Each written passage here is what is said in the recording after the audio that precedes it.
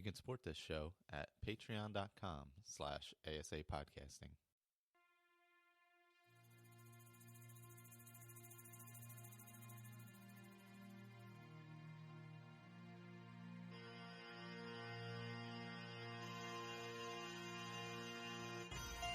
Welcome to a Skyrim Addict podcast, where I will discuss my adventures and misadventures through Skyrim. Join me. Add your stories, add your tales. Let's get into this thing. So, welcome back. This is going to be the lost episodes of Skyrim Addict podcast. Just wanted to remind everybody, we have the Skyrim Roundtable returning January 27th. I will be posting the schedule this evening on the website, ASAPodcasting.com. Go to the Skyrim Addict page, and you'll see a link for the I'll call it Hearthfire Roundtable. It'll link to a Google Doc. On the document will be the first 2 episodes schedule of quests, which will also have links to the UESP pages. Each listing of the quest will be linked right to the UESP page, so you can go and learn more about that quest. So what we're doing is, if you aren't aware, we are doing the Hearthfire's houses, as my phone dings, and unaffiliated quests, side quests with them. So things that aren't affiliated with like companions or Civil War or main quests, just random side quests that you would come across. And we're trying to keep them kind of in line with the general area of where each of the houses is. We figured 2 episodes per Hearthfire home. I am playing on Switch. I get, of course, Juan, I think, did Juan say he was going to play on Xbox? That's possible. And Colin and Victor, of course, will be playing on PC, and whoever else joins us maybe playing on PC. But I decided to play on Switch, so I'm going to be starting that character probably this evening or so. I did hop into an Xbox One character and started playing a little bit of the companions. Did a Khajiit, who was... What one did I pick for my alternate start? I'm trying to remember. I was in a bandit camp. That's what it was. So I started in the bandit camp and then walked over to Whiterun and started from there. I had a little house mod. I actually also picked up that dungeon in the Creation Club. So I want to hop into that. So I've been kind of working towards that. I'm only like level 2, so I want to wait a little bit to get into that. But yeah, so Skyrim Roundtable, January 27th. You can email your feedback to skyrimbookclub.ca@gmail.com. And I will be sure to get the schedule up there on the website. Also, I believe they're doing a Fallout Roundtable right now for Fallout 76. If you want to check that out at the Fallout feed. Other than that, thank you everybody for listening for another year. We had a great... Cystic Fibrosis fundraiser, and here's to 2019, where we talk more. We're going to be, I guess last year we did mostly Oblivion with the roundtables, so be kicking back into Skyrim this year. I just realized when it showed my Xbox stats a few weeks ago, because I played that on Xbox. Oblivion was my second most played game of the year on Xbox, so that was definitely due to the roundtable. Had a fun time with both the regular Oblivion roundtable and the Shivering Isles roundtable was fun. So, who knows? Whenever 6 comes out, we may have a little bit of time in between. We may be back to Oblivion again. Who knows?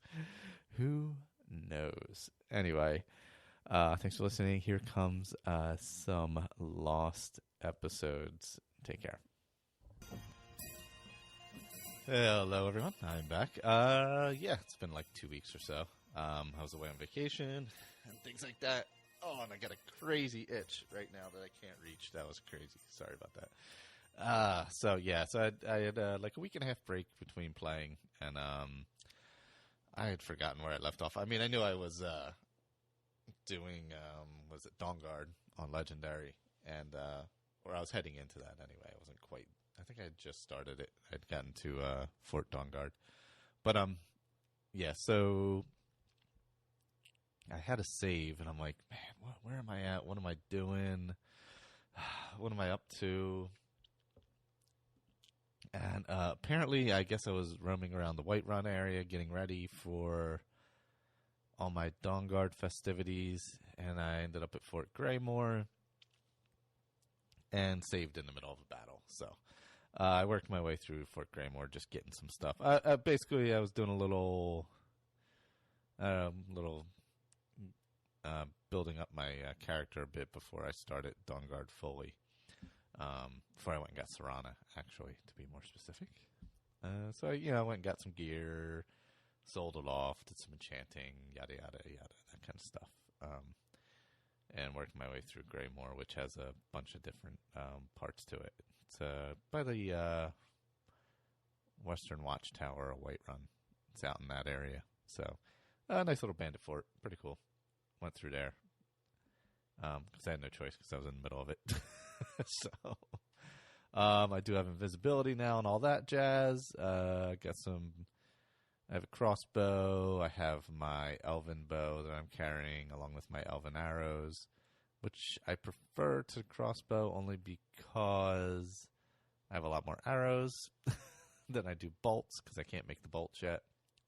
Once I can make the bolts, I think I'll be doing away with the bows altogether and just stick with the crossbows. Although the bows are sometimes faster, but we'll see.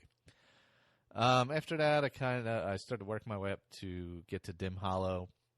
So I came across Fort Dunstead, and I wanted to make that on my map so I could fast travel there. So I went there, sat up on the ridge above the fort there, and was picking off some bandits.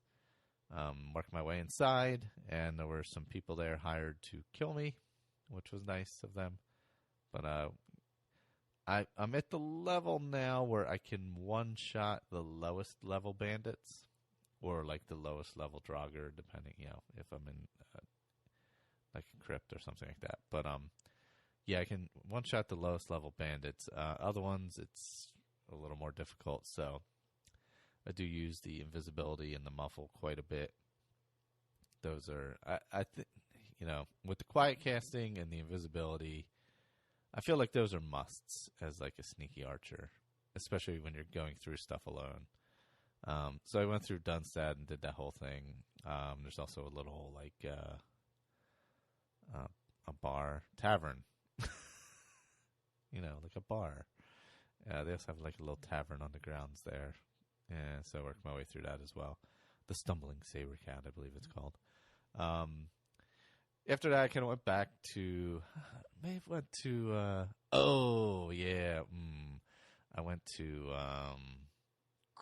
Whiterun, I believe. Fast traveled back there and went to sleep so I could get the bonus for sleeping. And I forgot I had killed Greylod, so I ended up in the abandoned shack. So I was like, well, while I'm up here, I might as well head after I got to the abandoned shack, I was like, I might as well head to Solitude. So I went there for a little bit. Did some more worked on some things, sold some things, enchanted, smithed, did a little alchemy, just to, build up some stuff before I headed off to Dim Hollow. So then I cleared all that stuff out, sold it off, and headed to Dim Hollow Crypt to get Serana with my crossbow and my elven bow in hand. I think I'm actually carrying 2 crossbows, which is a little ridiculous, but probably going to need to get rid of one of those because I'm just wasting a lot of weight there.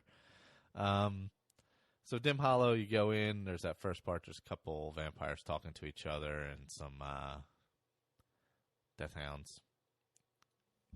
So I worked my way around, picked them off. The death hounds I was able to one-shot. The vamps I was not, so I had to be a little more creative with them, a little more sneaky. So I worked my way. In Dim Hollow, once as you're working through the crypt, it gets really dark in some areas. There was a couple spots where I walked right up and almost walked into a vampire and didn't even see them. Either my eyes are terrible because I'm old, or it's really dark in there.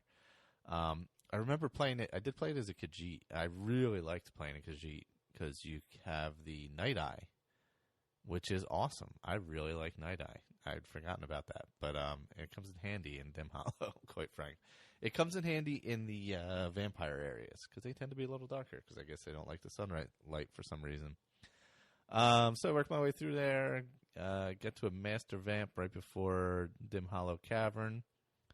He was battling some giant frostbite spider, and I opened up his little gate. And it took me, 5-6 shots to get him. Had to kind of sneak around back and forth.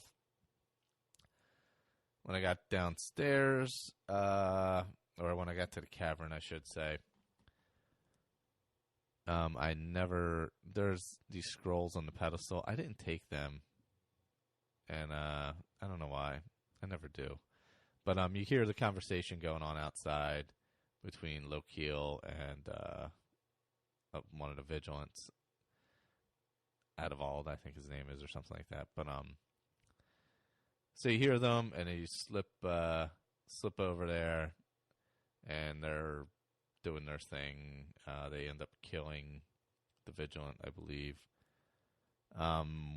So you got on the balcony, and Serana's in that circular area, kind of like where the braziers are. And so I would stay pretty far away and pick up the vamps that are on the other side. It took me several shots with each one. I think one of them, there was just a rando one. Took me one shot. But so I could do that. Boom, boom, boom. All that stuff. Move the braziers. Get Serana out. We're going to leave. Of course, the gargoyles begin to attack. So I sneak around and let her do the tanking while I'm picking them with arrows from far away. And she gets stuck. Yeah, there's that bug where Serana gets stuck in attack mode. It was pain. So I tried shouting at her and other stuff. Didn't work. So I just went on. I just moved on. And I went through the rest of the exit cavern myself, where you battle Death Dragger, Death Overlord, and some other, just some skeletons, things like that. And there's a shout in there. So I did that. And then she actually, when I finally, oh, and apparently there's 4 malachite veins around in that room. I need to go check that out. So anyway, it's the Drain Vitality shout. So after I get out of the Dim Hollow, completely out into open Skyrim again, thankfully Serana joined by my side. So I was worried I was going to have to go wait for 5 days or something to have her show up. But yeah, that was kind of a pain. I was like, oh, man. So anyway, right before this, as a matter of fact, since I had Serana and we were up hanging at good old Solitude, I decided, I was like, oh, Fall Gunther's right across the way. Why don't I use her to help me out in there? And she was an excellent help. I used to not like Serana, but you know what? On Legendary mode, she's really useful to have around, quite frankly. So we worked our way through Fall Gunther. You go in, there's a bunch of dead Draugr and a dead adventurer. And you're like, oh, something bad's happening here. Something bad. And you work your way through, and there's some more dead Draugr and another dead adventurer. And you work your way down a little further, and there's some Draugr that are alive. Well, I don't know. Undead, whatever. And finally, you come across the conjurer / adventurer who has the claw, the ivory claw. And you work your way through the rest of it until you get to Mikrul Galderson. Oh, this is the one where you get the amulet, where you can get the 3 pieces of the amulet. Amulet. This might be the one. Is this the place where you go to forge them all together? I don't know. I don't remember. But I don't think I. I'm trying to remember if I grabbed the amulet fragment or not. I hope I did. I searched them. I should have. I'm going to have to double check that, because if I didn't, I'm going to have to go back there and get it. Anyway, So that started off that quest for me, which I'm not going to go do. I'm going to actually I'm heading to take. We were up by Solitude because I'm heading to take Serana back to her home to see her father. And I'm going to go this storyline playing as a Dawn Guard, so I'm not going to play as a vamp. So eventually I'll be heading back to Fort Dawn Guard with Miss Serana. So that's kind of where I'm sitting at on Dawn Guard. I'm going to continue on that. I want to complete that whole quest. Haven't done it in quite a while. Probably take some detours, to Smith and get some better gear, et cetera, or et cetera, et cetera, et cetera. Otherwise, there was a question on Facebook, and forgive me, I forget who asked. The Facebook group, tons of fun, lots of discussion and questions, and Andrew getting people to call into the show, which I greatly appreciate. Thanks to Andrew and Blake for really pushing that hard, because we got tons of feedback, and it's awesome. And that was kind of like when I started the show, whenever it was, I don't know, 6-8 months ago, whenever it was. That's kind of what I had hoped for, because I do appreciate the other Skyrim/Elder Scrolls shows. I listen to a lot of them. Not as many as there are out now. Since ESO came out, it's like crazy the number of shows that are out there. But I listen to the main ones, like Off the Record and stuff like that. But I like the idea of a show with a lot of other people's stories and things that they're doing. So, feel free to email in or preferably voicemail in so I don't have to read it. And, any kind of audio file will work. I should be able to play. As long as it's playable on iPhone, it shouldn't be an issue. If not, I can also play it on the computer. It's not a big deal. But skyrim.addictpodcast@gmail.com. Yeah, I could set up a phone number on Gmail. I don't know. Maybe I'll do that sometime. Anyway. But that's I kind of like that idea of the show in the beginning. It's always hard to do that. I don't expect like 20 people to call every week. That would be ridiculous. But that was kind of what I had envisioned in the beginning, because that was the one thing that I felt was lacking from other shows. Not that I'm telling them how to do their thing because I like what they do, but that was something that. I don't know. I felt like I wanted to hear from what other people were doing, a little more input like that. Anyway, so we got our first bit of feedback from Victor, and he also is in the Facebook group, Skyrim Addict Podcast Facebook group. Come on and join. We got 40-some members now, which is pretty cool. We have ESO talk, we have Skyrim talk, we have Oblivion talk, we have pretty much random other talk too as well. So here we go. Let me turn it up. You all. This is Victor coming to you from somewhere near Cincinnati, Ohio, in my hotel room. I've been playing on my PC a lot lately instead of the 360, and doing a lot of modding, as some of you may know from the fora. I am currently playing a character called Willem Alskaven. He is Lua Alskaven's nephew, and came to Skyrim looking for his aunt, who, if you recognize the name, when he finds her, he will not have a pleasant experience in the finding. Willem is half Breton, half Redguard. I started the character with a Breton, but he definitely favors the Redguard in his features, etc. He is currently married and will be forevermore, I'm sure, to Uthgard. They've had a lot of adventures together already and anticipate many more. They are both heavy armor users. Willem is a sword and board guy. As you probably know, Uthgard is a heavy armor, big, long sword wielding Nord woman. And they make a pretty good team.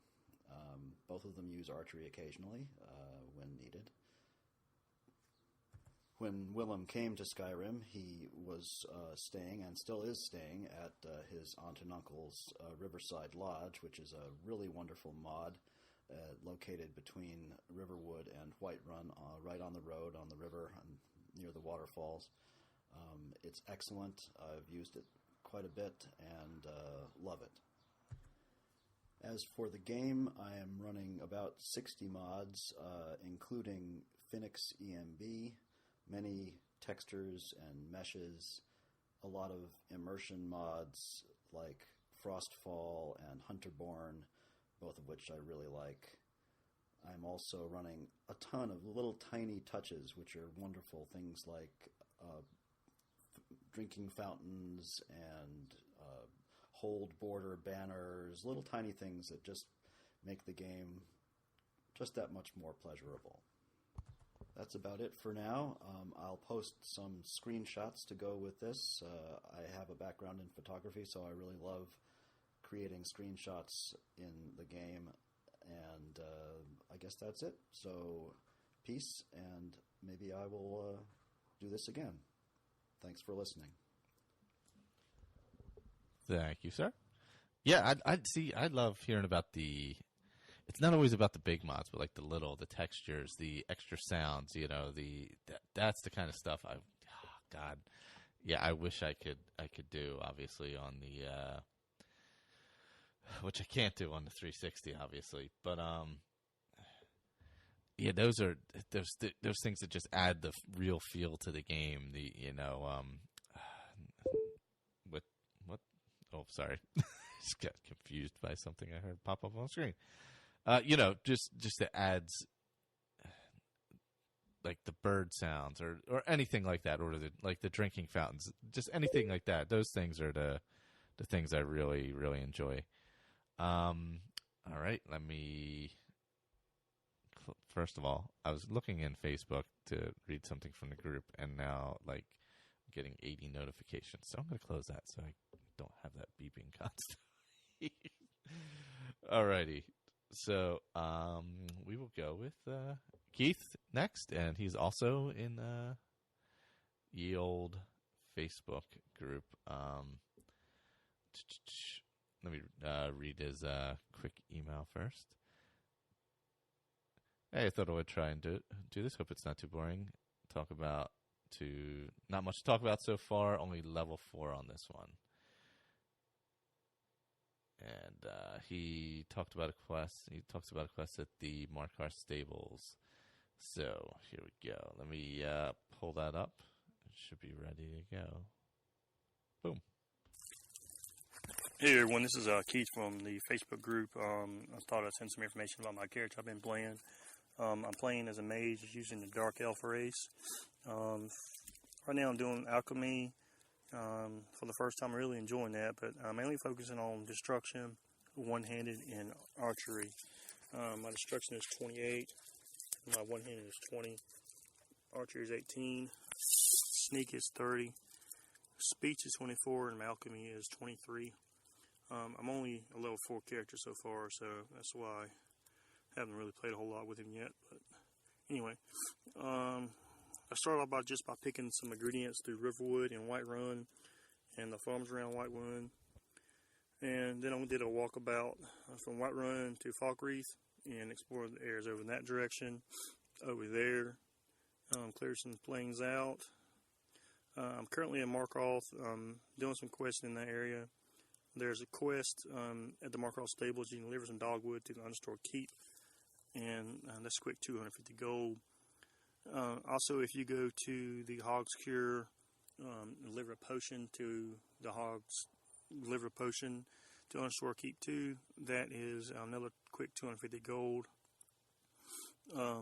Haven't really did a whole lot of combat yet, but when I do get into combat, mainly draw them in with my bow, and if they get too close to my bow, and I start zapping them with my magic spells. And if that still don't work, usually just hit them upside the head with a mace or what else I'm carrying in my favors at the time. Right now, I'm on my way towards Morthal, and then I'll be going to Solitude, collecting some missions and hopefully living up over there also. Hopefully be by right around level 10 when I get down to the Solitude area over there, if not before that.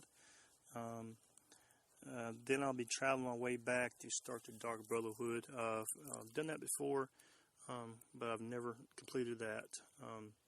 But mainly here lately, this is really the very first time I really did a whole lot of exploring instead of just fast traveling everywhere. And it's amazing how much stuff you can find when you're not fast traveling everywhere. But I'm really enjoying that currently, more than anything really. Also, if you have friends that's not in the Facebook group, have them join, man. There's a lot of good information in there, and that's really all I have to say about it right now. Hopefully we'll be continue doing this, and I'll be sending them up to 10 weekly, and I hope other people do this, because this is going to be pretty cool listening to other players, what they're doing in the game. But anyway, y'all have a good week, and happy Skyrim. Thanks. Thank you, sir. Yeah, I'm loving the feedback. Yeah, for me, I use a lot of alchemy in the beginning. Well, obviously you need tons of health potions because you die a lot. But yeah, I love doing that. I've always gone that direction early with the alchemy, and generally, depending on the character. But usually, my preference is bow, is archer. So I do that, and I sneak a lot. So that's where I generally go early in the game, is straight to picking ingredients, smithing, obviously, and bow work. That's just kind of my thing. As far as what, jumping off that quickly, for the things like for my character, the sneaky archer, this one's not really a thief or anything, so not really focusing on pickpocket or anything like that. So what I do is I do the alchemy. I don't really put a lot of points in the skill tree unless, I'm getting way higher leveled, and there's nothing really else for me to put it in. Like right now I think I'm like a level 35 or so. And I've kind of leveled off there because I'm not doing things to just level up. So, it's going a little slower. So the points I use are important. Like I don't even put too much into health. I generally go magicka stamina, even for the archer. I've balanced them out pretty well. I would say it's like 60-40 magicka, because I'm using the magicka for invisibility, muffle. And man, the illusion tree is great for like if you're an archer and sneaky archer with the calm, frenzy, because you can sneak, be far away, depending on what you're battling, hit some frenzy spells out there. If there's like a bunch of bandits or a bunch of whatever, let them fight each other, kill each other off, and while you sit back and watch. I've really come to like the illusion side a lot as a helpful tool, like when you're an archer, a lot more than even like conjuration. Just for me, it works a lot better. So yeah, what I do is I also use some one-handed, obviously, for like sneaking up behind people and all. So I usually put a little bit into one-handed, like maybe like the first couple perks. Get some of the dual flurry perks, and think up to dual savagery, because it gives you another bonus for the bonus damage for the dual wielding. So like when you're sneaking up dual wielding, you can really kill some pretty high level enemies. And if you get those gloves, if you get the gloves from the Dark Brotherhood quest, double sneak attack, get all kinds of extra points. But yeah, for me, I put a lot into sneak. Mostly I go up the left side of sneak. The silent roll is useless, but you just kind of go through that to get to you. I pretty much stop at Lightfoot until I get higher level, other things leveled up, like archery. Obviously, I put a lot into the archery, a lot into enchanting. Most I probably put into archery, because of the steady hand perk and all that kind of stuff. Critical shot, I do a little bit of critical shot. Power shot's quick shot, I like a lot. But eagle eye, steady hand, I like to get both of those because of them. 50% slowdown. And then also if you get the quick shot with that, I really like that a lot. So that's kind of how I build my trees up. I put a little bit into. I think I put a little bit into light armor, but not a lot. I'd never put anything in lockpicking because it's easy enough to do. Alterations, depending on how I'm playing the character, I might put a little in there just for helping out with armor and things like that. Maybe put one in there and one in restoration, just to keep the healing spell cheap. Other than that, it's just pretty much enchanting, illusion, main one being artery. The main one being archery. A little bit in alchemy just to boost up the, how strong the potions are for me to sell them mostly, and for once I use, because I always forget to use them. That's the killer. Gotta remember to use them, because then I end up with like 500 potions in my bag or whatever, in my mythical bag. But yeah, that's kind of how I set up my trees usually, just for how I play it. All right, here we go. Here is Colin, also in the Facebook group. Yeah, there's a comment thread here. Everybody's in the Facebook group. Let me download this real quick. Sorry about that. And it's ready. Hi guys, this is Colin. I'm one of the listeners to Skyrim Addict podcast. I'm also in the Facebook group as well. If you're not a member, you should join it. It's a lot of fun. We have a lot of discussions on there, back and forth. If you're ever really, really bored, just mention something about Skyrim, and I'm sure somebody or everybody will get back to you about their opinion on it. And we have a lot of ideas and sparking back between each other, so it's a lot of fun. So I just wanted to follow in Andrew's and Hesser's footsteps, put in a little an update, sort of like some feedback on where I am with my Skyrim at the moment. I am playing a lot of ESO, well, exclusively pretty much just all ESO, but I do have some Skyrim news for the guys in the Facebook group mainly. It's that I actually started a new character. My previous character before that was a Breton named Frank, and he got up to in about the 50s, but he started to get a little bit stale, a little bit boring.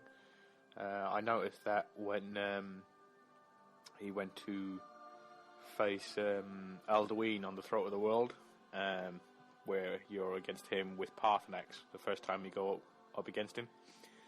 And he went there with, he could do the call 2 Dremora Lords at the same time, and he had the alteration spell, the Dragonhide, so he could resist like 80% of all physical damage.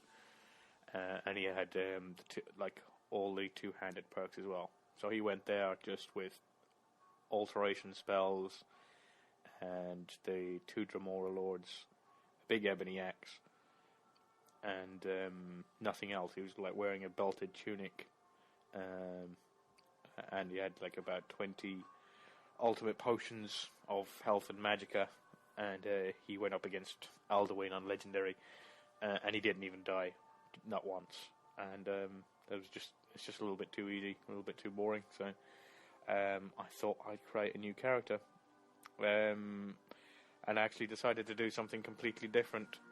Usually my characters end up following the same sort of straight line as, like, either they start off with or they end up being heavy armor wearing two-handed guys who uses a little bit of conjuration.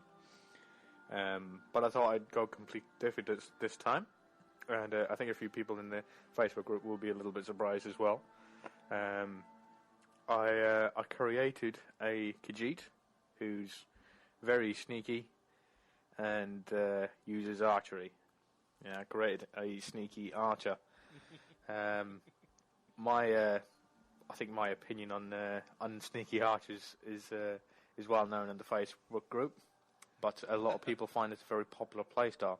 So I thought I must have been missing something. So every other time I've used archery, I've just used it to level up. So I've gone up against dragons and then just ploughed loads and loads of arrows into them, and then just got the skill up that way. I didn't actually use it as I was fighting, going through a quest or going through a mission. I never used it like that. So I thought I'd buckle down, do the entire quest as a sneaky archer. Get it off my quest journal, as you'd say. Don't laugh at that. That was awful. So yeah, I created Crow. He's a sneaky archer. Currently, I've been on him for about a couple of months now. Currently, he is on level 38.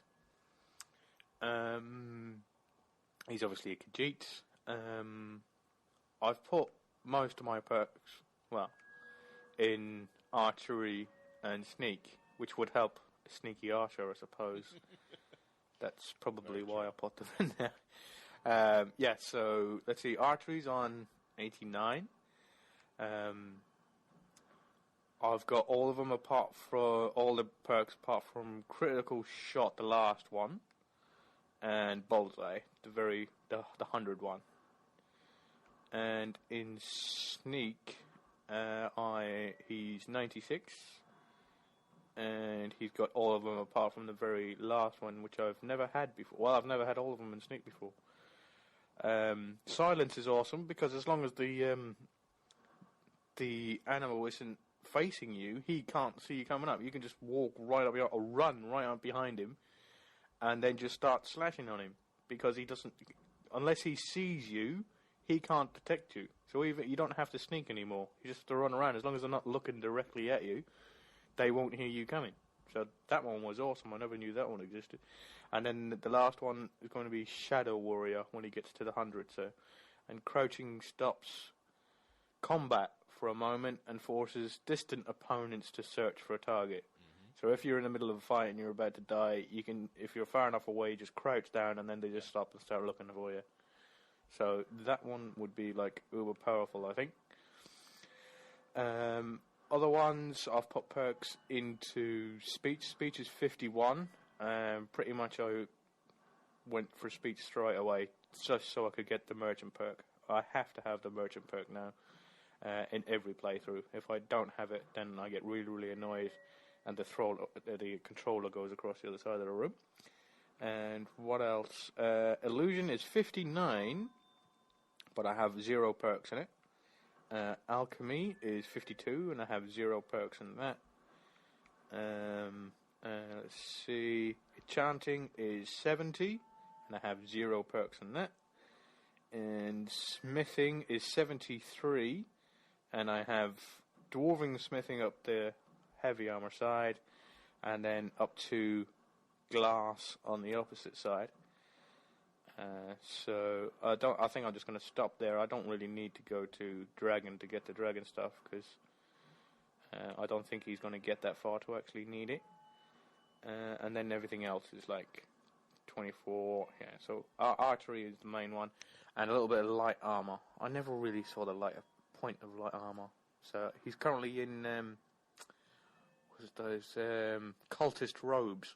They look pretty awesome on a Khajiit. I think they look pretty awesome on anybody. They're the best robes in the game, as far as I'm concerned. Lockpicking 61.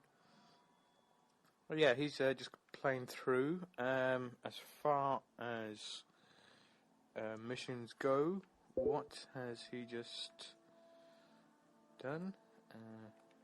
Exit that. Go into this. So he's currently on the Forbidden Legend one with the Goldar amulet. Because he wants to go up against that archer. You know, the one with, he summons 2 different archers, so you have to tell which one he is.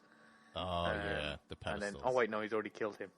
Oh, yeah, he's already killed him. No, he just has to, reforge the Goldar amulet. And that's the one where you take all 3 of them on one after each other, like they're testing you or something. So they're the 3 brothers who, I think, killed their dad, I think. I think so. I think that's what it was. Yeah. Archmage Goldar was murdered by his 3 sons, who stole his amulet of power. And then they broke it up. But you found all the pieces, you go back there, and then you got to kill all his sons, and then you get the amulet afterwards. So he's just doing that one. And the one he's just finished is the Eye of Magnus. Ooh. Yeah, so it just finished the Mage's Quest, where he didn't actually use any magic. He just kept on using the bow and arrow, which was a lot of fun. I don't know how far he's going to get. I think... Oh, he's also on the Dragon Quest. He has to convince the Jarl of Whiterun to let trap a dragon into the keep, which actually isn't a euphemism. Which should be. That should be a euphemism. I want to trap my dragon in your keep. Should be a euphemism. Start using this in Twitter. Dale, start using that in Twitter. Cheers, mate. Other than that, that's it. I think if Michael doesn't end up losing 50 or 60,000 listeners over my little mini cast, I might do it again. If I do, I'll probably do some stuff about ESO and let you know how that's going. Cheers, guys. Enjoy your Skyrim, or happy Skyrimming, as to coin one of Andrew's sayings. I think I owe him loyalty rights for that, I think. Alright, good luck, guys. Cheers. Bye. First, if this was Paper Keg, that would be to put your D in the K, the world famous Paper Keg podcast. Secondly, the background music was brilliant, and I believe we're playing the same character and going to the same places. But that was awesome. Yes, please do it again. And yeah, absolutely. Anybody with ESO feedback, please feel free. Let me know what's going on, how you're doing. I'm going to be playing on the Xbox One once it comes out, once they announce. So, any issues with bugs that people have had, or just what you're playing, what you're doing, any of that, feel free.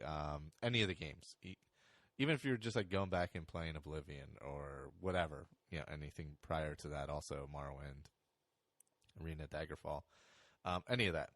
If you have any kind of feedback or story to tell about it, absolutely send it on in.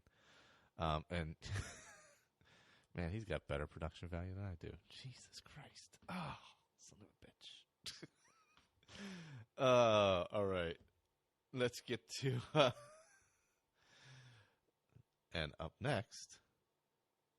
Wow, okay, I thought I screwed up something there. Sorry about that. And up next is let's do eeny, meeny, miny, moe. I got 2 left. We'll do Blake next, 9nights.net. Check out Nightcast. Apparently everybody in the world is. Congratulations to them. But check out Nightcast, because here's Blake. Oh, I'm sorry, it's downloading. Hold on.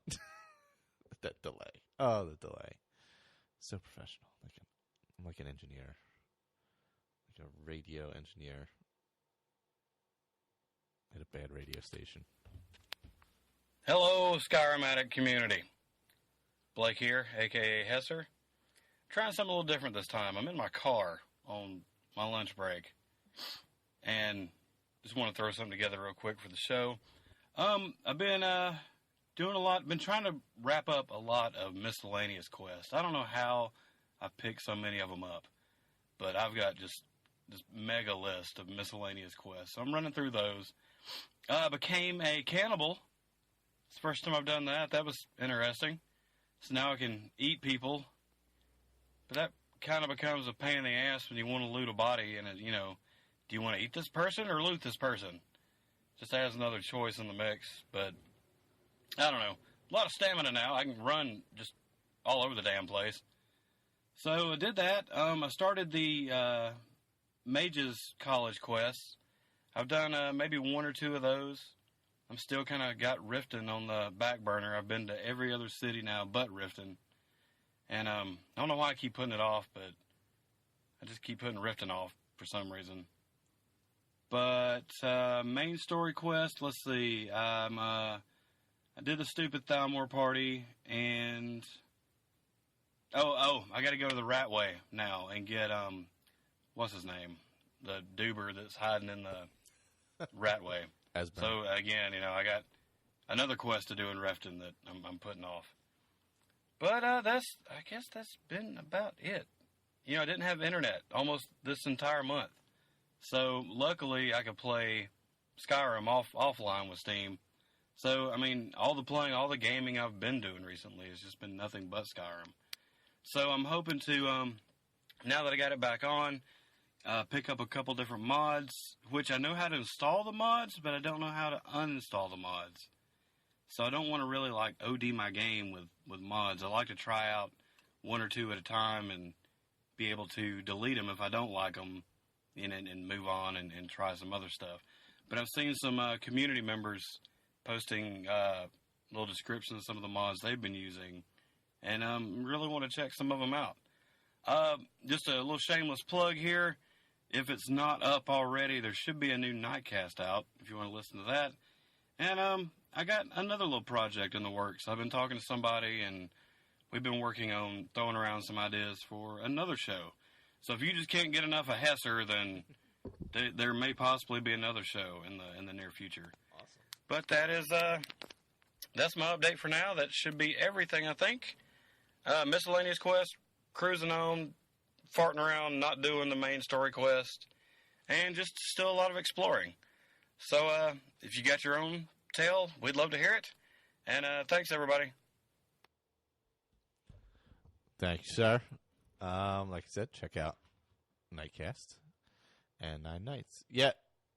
Oh, God, I just blanked on what I was going to say. Sorry, I was looking up something for the end of the show, and I just completely blanked on what the hell I was going to say. Let me get to the last one here, because I just had a complete brain fart on what I was going to talk about. Let me get to Andrew and the update on...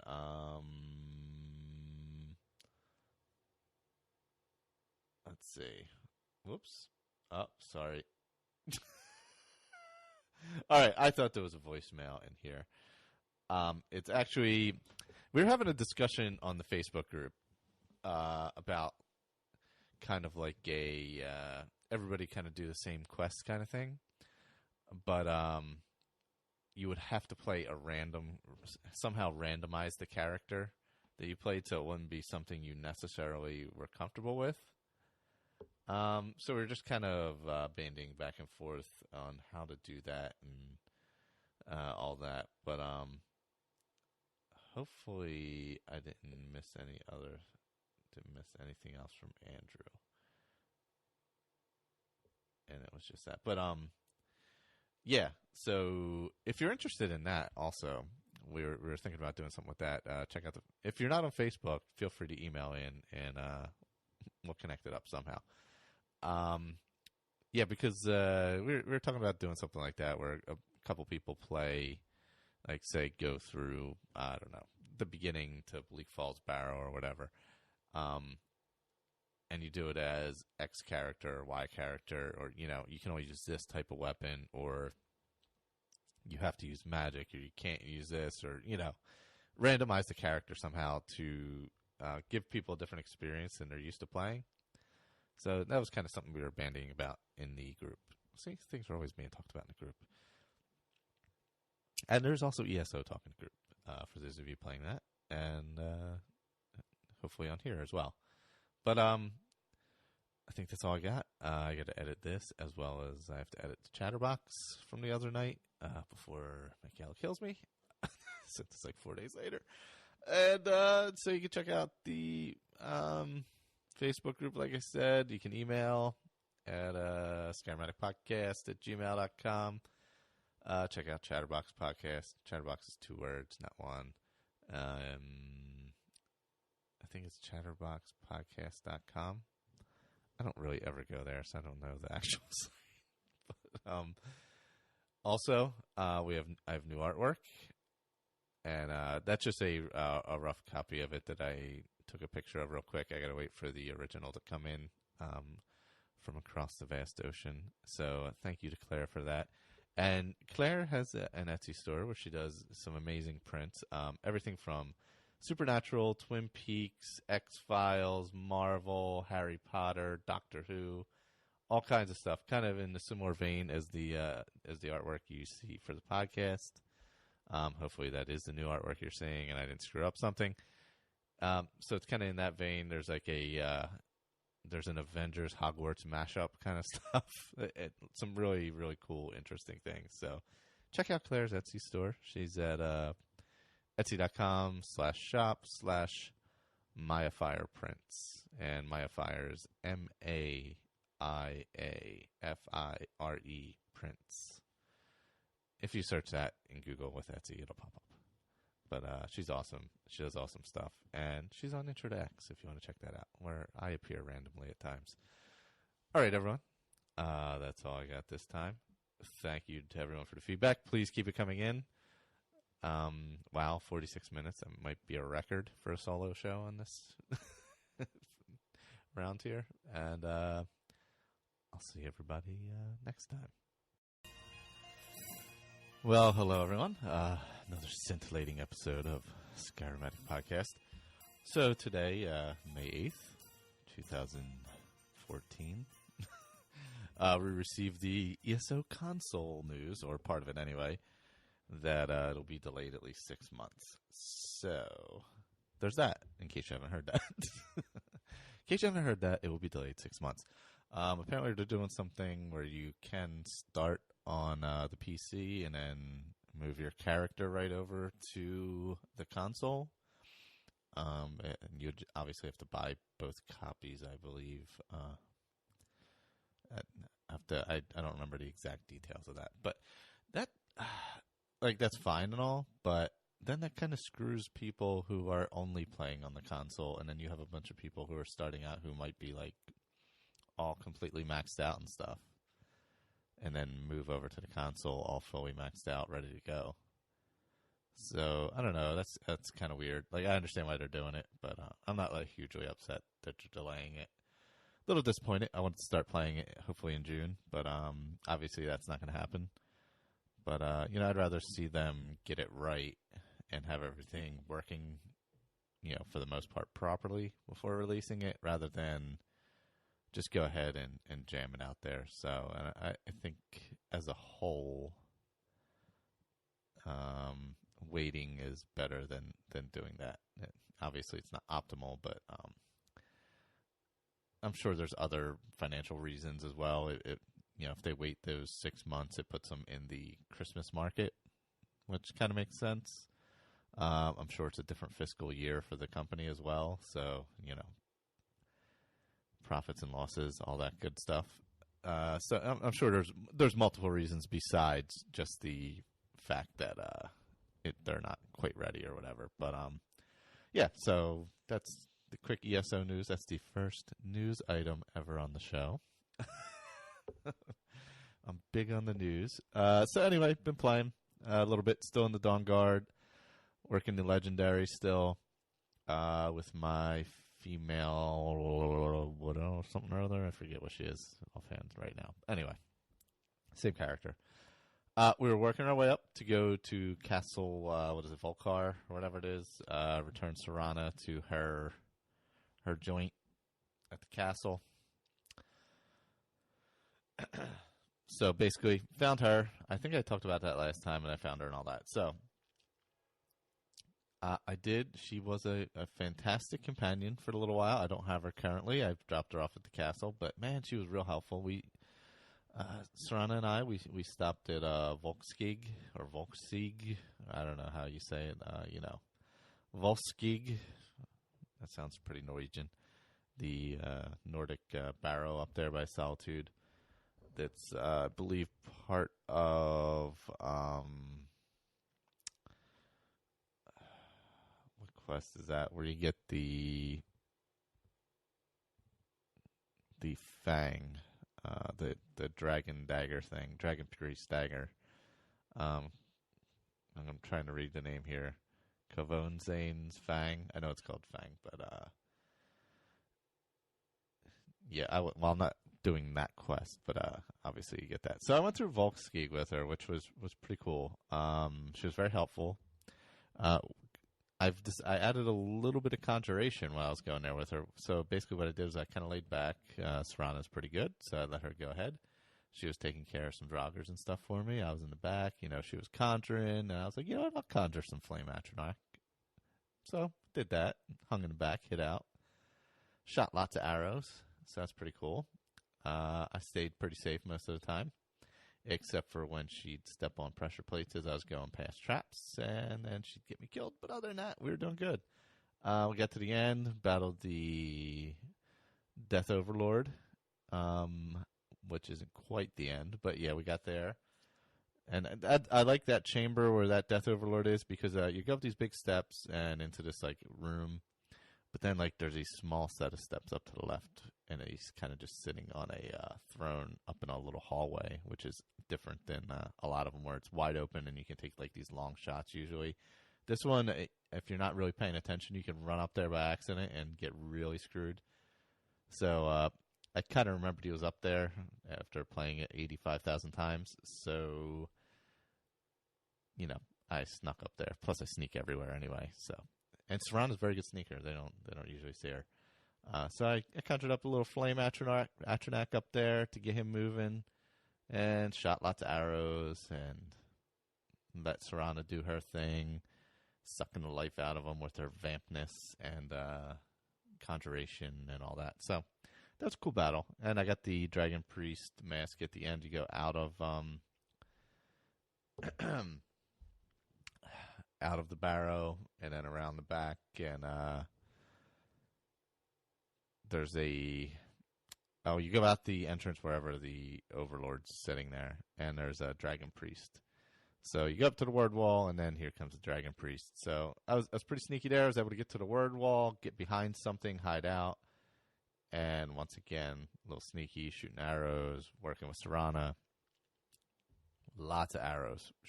Lots of arrows. Holy Christ. I'm glad I am making arrows, because it's a shitload of arrows. From there, I bopped back to Whiterun, sold off some stuff, got rid of some stuff, worked some gear a little bit, and then fast traveled back up north, and we worked our way to... Or you know what? I didn't fast travel from there. I actually just took her right to the castle. I took her to the castle, over to her dad's place. I took her back to her dad, and I went Dawnguard side, only because I wanted to use the crossbow. Otherwise, I probably would have went Vamp, because I haven't done that in a long time. But I went Dawnguard side because I wanted to use the crossbow. I want to keep building that up and getting the side quests for that. So that was kind of where I was sitting on that. After that, that's when I fast traveled back to Whiterun, or just outside of Whiterun, I should say. Did some gear stuff, did a little smithing, added the arcane smithing, added that little perk, and I added, what else did I add? I still have a perk sitting there to use, a perk point to use. About to level up again. I think I'm level 36 right now, about to go 37. Not leveling real fast because I'm just using the things I use, illusion, archery. I haven't used a lot of one-handed recently, but I did use a bunch of conjuration in, obviously, going through Volskig and some other places with Serana. I think I might start using a little more conjuration now, just because it is kind of helpful, and I'm pretty sneaky, and I can hide and stuff and use the conjuration. I smithed up my bows a little bit after getting the arcane enchanting. Still using Elven with some Elven arrows. I bought some Ebony arrows, so I'll be using those, mixing those in. I did not do the scaled armor enchantment yet, or enchantment perk yet. I might do that next, only so I can get glass with the glass bow. I don't know, though. I'm debating that. I don't really know if I want to put any more into the smithing. I might put some more into the illusion, or maybe into the conjuration, since I've started to kind of lean that way a little bit. I think I've got enough in the one-handed where I can make, do enough damage with the double sneak attacks and all that kind of stuff. So I think I'm good there. I haven't really leveled up much since last time. Maybe one or two. We killed a couple dragons, Serana and I. That was fun. I killed a blood dragon at Ancient's Ascent on my own there. I think I had to get the shout there because I was shouting around town. as I want to do. But other than that's kind of what I've been playing. We're getting ready to get this Skyrim Roundtable thing coming up. Basically, in the group, Andrew put together a thing where, like, I think it's 5 or 6 or so of us, maybe 7. It keeps expanding. Are going to do random characters that he selected. And we're going to do a little roundtable discussion in, like, I don't know, I think a couple weeks, 2 weeks. Let's see. I believe... Let me pull up that email. I apologize. Well, let me play this from Andrew here. This is, maybe this will explain roundtable, and if not, I shall do it. Oh, sorry, it's downloading. Here we go. Hi, everybody. This is Andrew from the Facebook group for a Skyrim Addict podcast. I thought I would just take a second to introduce to you a new project that we're doing in the Facebook group. This is a Skyrim Addict podcast roundtable. And basically the project is we have a few people selected from the group, and we will each select different characters, which I have taken the time to assign totally random race and gender and warrior skill, mage skill, and thief skill. Everything was totally randomly assigned. I set 12 mugs out on the table and cut hundreds of little slips of paper with every character and characteristic that each person could have. We also did the stat spread, a spouse who you can marry, which home you'll have to try to get, and your follower. Also, a non-human follower, such as animals, or if you have the Dawn Guard, you could get the Frost Troll, like I luckily drew. Or you could have the vampire dogs and stuff like that, other dogs. Also, which faction you should have to try to complete in order to be the leader. Also, and what kind of travel style you have. Some people got stuck with walking only, and that's a short end of the stick. So I believe we have 7 participants selected at first, and that's just so we can have a wide variety of opinions, and especially since we'll have problems probably meeting up everyone at all times, we can have be sure to have enough people to cycle in enough talk. The participants from the Facebook group are Michelle Craven Bowman, myself, Michael David, Blake Greer, Colin Dowdle, Brad Seeger, and Keith Mason. So these are the people who will be getting together to talk about their mission, and we'll actually be starting with part 1, which is the main dragon quest. We'll be doing Unbound, and we'll be playing till Bleak Falls Barrow, which actually is only 3 different quests. It'll be Unbound, Before the Storm, and Bleak Falls Barrow. So everyone needs to take some time to go ahead and create their characters. And when you're creating your character, be sure to use the name generator or select a name that you believe fits the race of your character. And there's other things we like everyone to keep track of. Also gold, which locations they've discovered, what enemies were in those locations, maybe how many of those enemies if you want to get overkill about it. Also what rewards were found in the treasure chest at the end, if there are any special boss rewards or named weapons or cool armor, or dragon masks, or any of the following, or any cool potions, what dragon souls you've captured, what word walls you've found, what trophies you have been rewarded, standing stones that you have activated, any quests of like skill books, and any quests that you beat on the side missions, and also your faction you're supposed to become the leader of. And each of the 3 skills, the warrior, the mage, and the thief, we have assigned random skills, and those are the skills you are supposed to try to get to 100 in first. Those are your priority skills. This doesn't mean that you cannot use other skills, but those are the ones you should concentrate on. And good luck with everyone, and I hope that other people who listen to the podcast will take the opportunity to listen along and actually start your own character and do the same thing, and do a play along with us. And please call in with your feedback to Michael to a skyrimAddictpodcast@gmail.com to leave feedback, because we all love hearing about everyone's adventures. And please, everyone, go sign up for the Facebook group, of course. And this has been a little introduction to the A Skyrim Addict Podcast Roundtable. Yep, so that's kind of a little thing we're going to be doing, which it's interesting because it's forcing people to play in different ways than they're probably used to a lot of times. There's going to be some flexibility in it, obviously. But yeah, it's a cool idea. Andrew's pretty much spearheading that. And I think he explained it pretty well. We'll be doing that soon. I forget when the tentative date is. I believe in like 2 or 3 weeks. I don't remember what the exact date is today. Let's say 2 weeks. But I'm just guessing because I don't remember what today's date is. I have a bunch of feedback here, so I'm going to get to that. Thank you once again. Thank you everybody for participating. It's kind of how I wanted it to go from the beginning, and that's awesome. So here's Michelle, who also in the Facebook group and was badgered into leaving some feedback. And she came up with a great meme for Colin from last week, too, which is pretty funny. Hello, fellow addicts. It's Michelle from the Facebook group. I just want to give you an update on my character. Let me apologize ahead of time. My offspring all just walked through the door, so I got this started before they got home from school, but obviously did not get it finished. Bad timing on my part. Sorry. So my character is Harlow Luminia. She's a level 56 Imperial.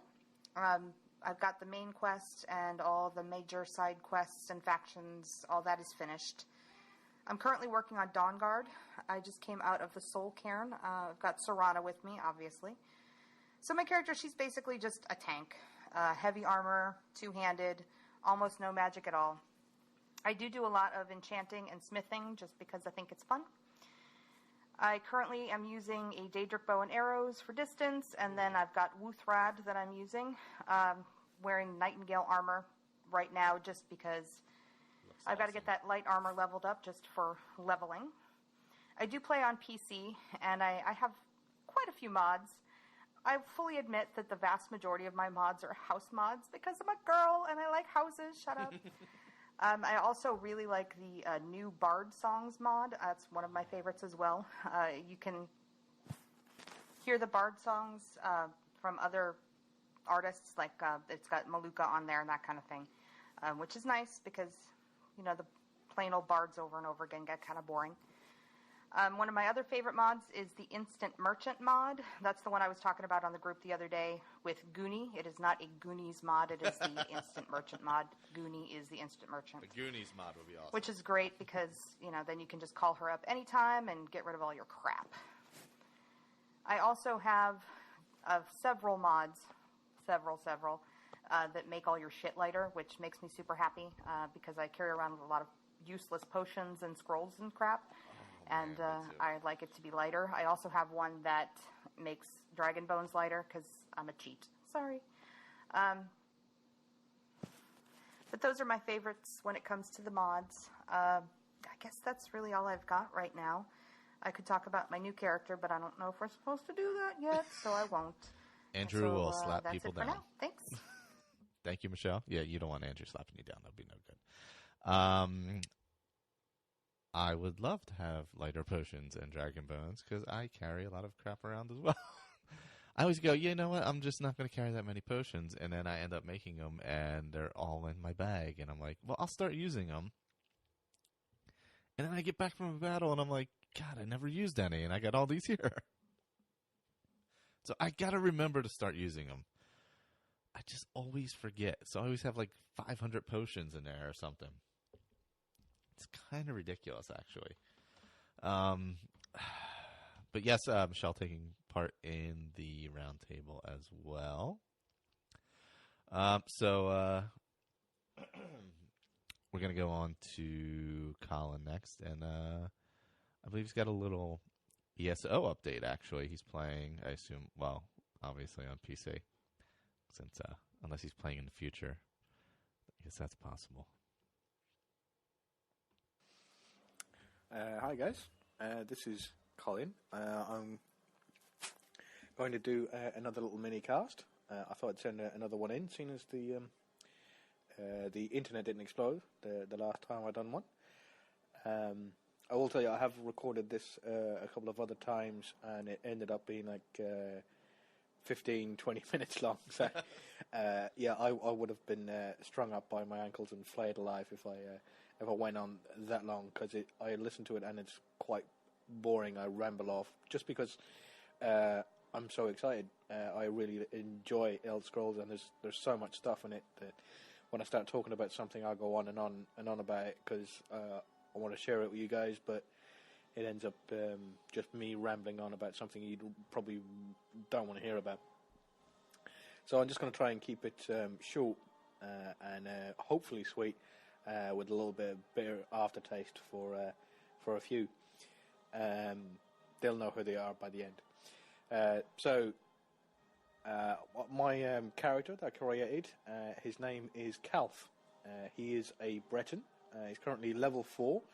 And he is a Dragon Knight.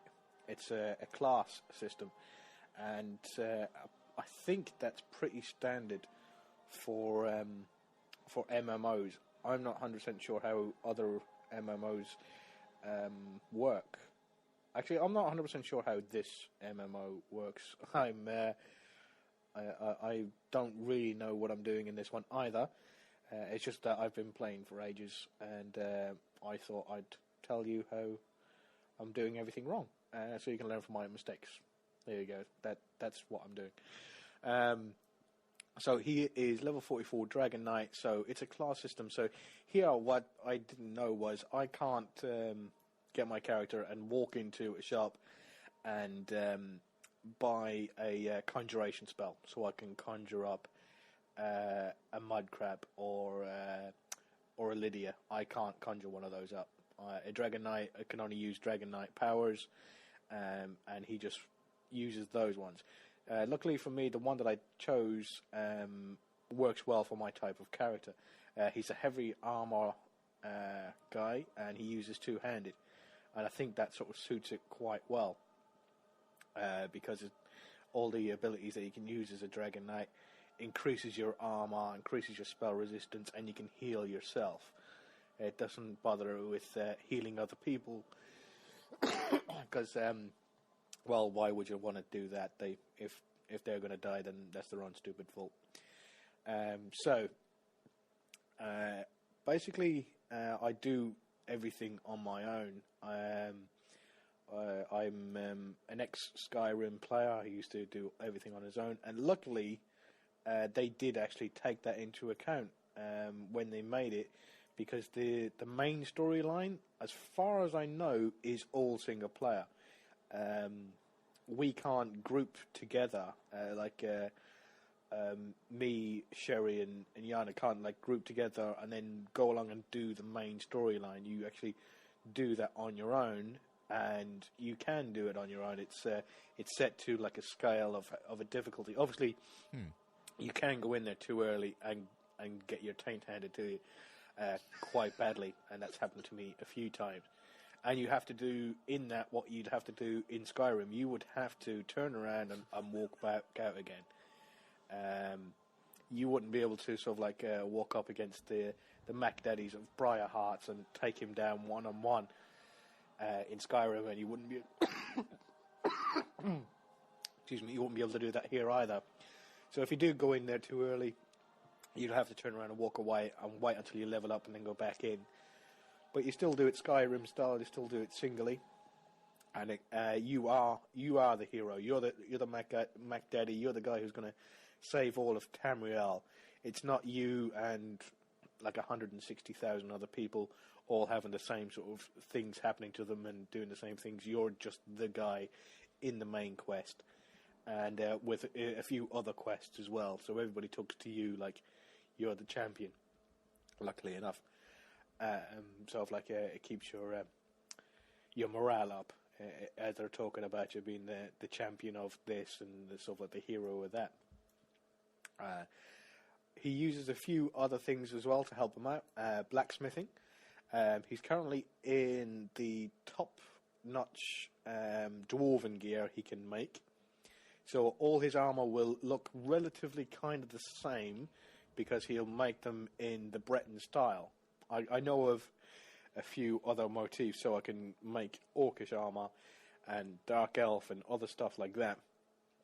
But because Breton's the best race and everybody else sucks, he's always in Breton armor. And that's true, by the way. I don't care what you say.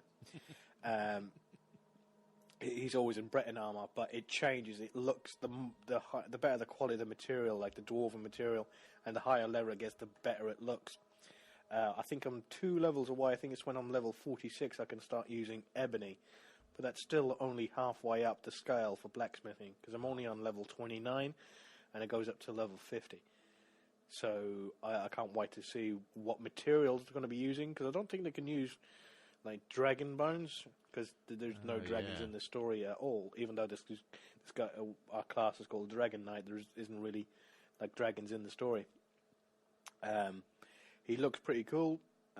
It's all kind of golding with like a gold, the way dwarven armor looks, but a little bit better than what it looks in Skyrim. It's not as detailed, but they've definitely spent some time in it to make sure it looks good.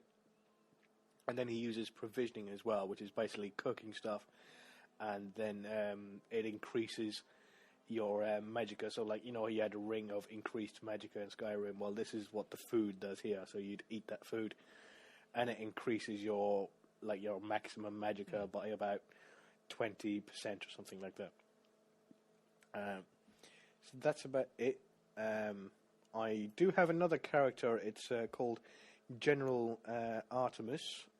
She is a level 8 Templar, and I did play with a... No, I'm going to rephrase that. I went as General Artemis and went to Stonefalls to do the pub crawl with the Thank Sanguine It's Freed Us. Awesome name. Started by Sherry. And we had a pub crawl, and that was awesome. Killed some stuff, drank some stuff, fell on the floor, had a bit of a cry. That was awesome. Before that, though, I did hook up with... Yana hooked up with General Artemis and went into a dungeon. And I got my ass handed to me left, right, and centre. It was real bad. I just kept on dying because I sucked, as I said earlier on before. And I halfway through just gave up and just said, look guys, you go on ahead, you kill the things, I'm going to go back to the pub and drown my sorrows. So I did. I got drunk and I fell on the floor. And it was good. So my Breton is in the Daggerfall Covenant, which is the best covenant. And they are fighting against the Ebonheart Pact and the Aldmerian Dominion for control of all of Tamriel. And they will get it because they're awesome and the other two suck and are scum and they eat babies, or so I've heard. So it's my job to go there and kill them all and then become emperor. Okay, well that's pretty much it. I tried to keep this as short as possible. I don't know whether I managed it. I probably should have given up about 10 minutes ago. Alright, cheers guys. Thanks, bye. Oh, thanks Colin. Now I'm super freaking jealous because that sounds so fun. And now it's delayed 6 months. So I was okay with the console thing like 5 minutes ago. Not okay anymore. I'm upset. But I wouldn't be playing with them anyway because they're on the PC. But damn, that sounds like because I like how they're playing it as single players, and then once in a while they get together and go do some stuff, and that seems like perfect. Oh, damn it! Damn you, Colin! Oh. But we got some ESO stuff, so that's awesome. Obviously, since I'm not gonna be playing it for a while, fuckers. But yeah, I'm interested in that. Oh, I like that whole setup where they did a little pub crawl, and then they went to a dungeon, and then you get drunk on the floor, and oh man, freaking jealousy. Damn it. I have a little feedback here from Victor. I believe it's about mods, if I'm not mistaken. And boom. Hello, everyone. This is Victor again from the Facebook group. I'll dispense with the dorky shout this week. I thought I'd do an update on my character, Willem Alskaven, and then just comment on a couple of nice little mods that I think make really nice additions to the game. Willem is currently a level 40. I'm not sure how you'd classify him. I'm not big on classes anyway.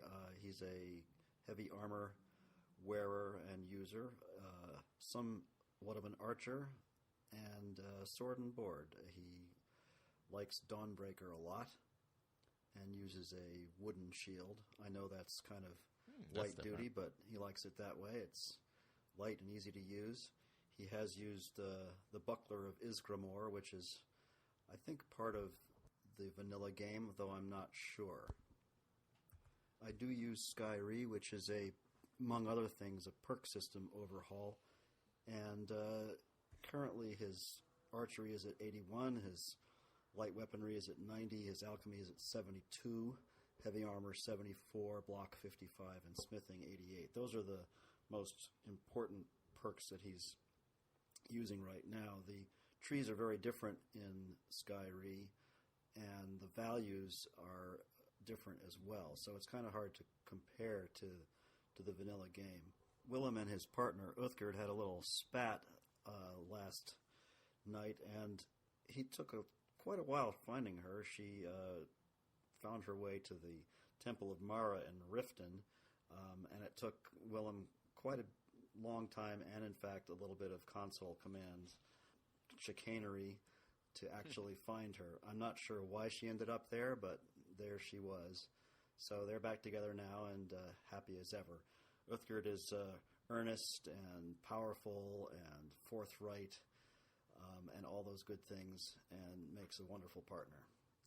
Willem liked Uthgerd from the very beginning when he met her in the Bannered Mare, and when he became Harbinger of the Companions, he felt, as he always had, that she got a raw deal, and so he's made her an honorary member of the Companions. That's a good idea. Now, I know a lot of people are playing on Xbox, and I do as well. I have a 360 on which I play Skyrim and many other games. But I did recently reacquire a gaming PC after several years of Xbox-only gaming. So I'm taking advantage of that and doing a lot of modding. And I don't want to go into really complex mods. There's lots of stuff out there, and it takes quite a little bit of research and reading to really get a handle on them. But there are some really wonderful little mods if you have a PC and you can mod your game. And so the first one I wanted to mention today is Hold Border Banners. It's only available on the Nexus as far as I know, and I really prefer Nexus. It's much more granular, and there's a lot of really good, deep down mods you can get there. But Hold Border Banners just simply adds really nice little banners to the borders as you travel along the roads, and I think it's a great little addition. It just makes those one of those little things when you're traveling along. I don't do any fast travel except when I'm trying to unravel a problem in a mod or something like that, or testing things out. But when I'm actually playing, I don't do fast travel. So as I'm running or riding the horse along the roads, it's great to just pass along and know where you are. I think it's a wonderful little mod. The second mod is Lanterns of Skyrim. That one is available on both the Nexus and Steam, as far as I know. It just simply does what it says. It adds lanterns to a lot of the roads and bridges and cities. It is compatible with just about everything. Furthermore, the mod does come in two versions. If you are a simple modder and don't use SkyUI or SKSE, there is a version without that. The SkyUI version, of course, has the mod configuration menu option. So both mods are simple and easy to load and really add nice little touches to the game. Please note that there are a lot of patches available on the Nexus for this mod. However, I am not using any of them, and I haven't had any ill effects. That's it for me. Cool. Happy Skyrimming, everybody, and I'm looking forward to the next show and all the other updates. So long. Thank you, Victor. That seems like it would add some nice ambiance to the and some immersion the lanterns on the road. I like that a lot. And I appreciate all the mod updates, especially since obviously I'm not using them going vanilla on the 360, but yeah, I like that. I like the immersion ones like that. That's just something I appreciate a lot. Next up, oh sorry, I'm choking away. Next up, we got something from Keith. He just hit level 10 up from level 4 last week with his character. So he's giving a little update here. Hey, this is Keith from the Facebook group. I thought I'd call and give an update on my Dark Elf. Been playing. Last week his destruction was at 28. It is now 33. One-handed was at 20. It is now 23. Archery 18 to 30. Sneak 30 to 40. Speech 24 to 30. Alchemy was 23 to 29, I think it was. Anyway, when we left off last week, I was in Markarth and walking towards Morthal. On the way, I ran into a poor orc. He was getting attacked by two Forsworn and getting beat up pretty bad. But anyway, I helped him out, and he went his way, and I went mine. And there was a little mine down there. I cleared that. Any items in there? Wasn't really much in there. Traveled a little farther. I ran into Blind Cliff Cave. There was a lady in there. Yeah. Weirdest one I've seen. In a cage. She was asking for my help to let her out of the cage. She was after someone that locked her up, and she rewarded me with a staff. So I helped her. I got a staff, and I wish she could have stayed with me to be my follower because she was tearing some stuff up. But anyway, I left out of that place and ran into Chillwind Depths. Had some problems with there. Don't know why, but I finally cleared it out. Then I ended up towards Robert's Gorge. I had some intense archery fights over there. Cleared all that area out, and can't remember exactly what all I got out of there. Then I ran into Fort Snowhawk. Man, a bunch of different skeletons and necromancers attacked me right off the bat. Got some items over there, spell book. That's another pretty big area over there too. Had some fun in there. Continued walking towards Morthal and battle some mud crabs. Some suckers get big, dude, and gals. On the way there, explored some things and walked my way towards Solitude. Just mainly discover the area. Now I'm off to the start of the Dark Brotherhood. Went to talk to the boy and got the mission to kill that old lady. She ended up with an arrow between her eyes. She's a mean, you know what, but anyway. Yes, she is. Then I returned and went to sleep. I woke up, and of course, the scene. 3 guys and people sitting there. Killed all 3 of them. That's what the last time I done. I got one with a maze, one with fire, and I shot another one with my arrow. Haven't got much farther. I'm sitting in the headquarters now, and going to start that. I'm missing one of those missions over there. I got, I think, 3 missions that he gave me to do. But now I think tonight I'm going to start the new character we were talking about on the roundtable discussion. I'm going to be playing on a PC. I'm going to hook my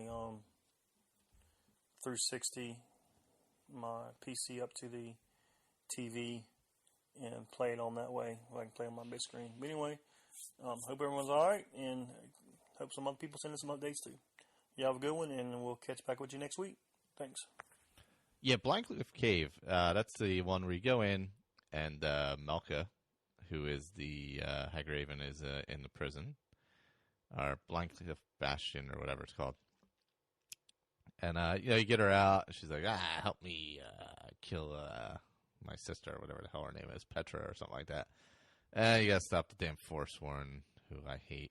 Goddamn hippies running around. So you kill the Forsworn off, help her through, and then you can kill Malka after you kill Petra, and you get everything. But that's what I usually do. I don't know why. get the Hagraven feathers, claws, all that good stuff. Quickly on the roundtable thing, real quick. This is my character. This is who I got. Hopefully, I will not get scolded for this. But just to kind of give an idea of how we're doing it. So you get a race. My race is going to be Khajiit. You get a gender. I will be male. Your warrior skill, which I assume is the obviously one-handed, two-handed, blocking, all that. My main warrior skill is blocking. My main mage skill, which I guess is of all the magics, as I believe Giles would say. The magics would be enchanting. My thief skill is sneak, which is awesome. That works out good for me. My stat spread is for every 3. So my breakdown is this. For every 3 magic, I can add 2 health and 1 stamina. So basically, for every point I put in stamina, I have to put 2 in health and 3 in magic of that. Same thing. My spouse is Vorstag, who I don't know who that is offhand. My home is supposed to be Winstad Manor. I believe that's Solitude. My human follower, Stenvar. My other follower, very helpful, Gleda the Goat, who I've never actually had, I don't think, no, offhand. My faction is the Legion, and my travel is fast, which is fortunate.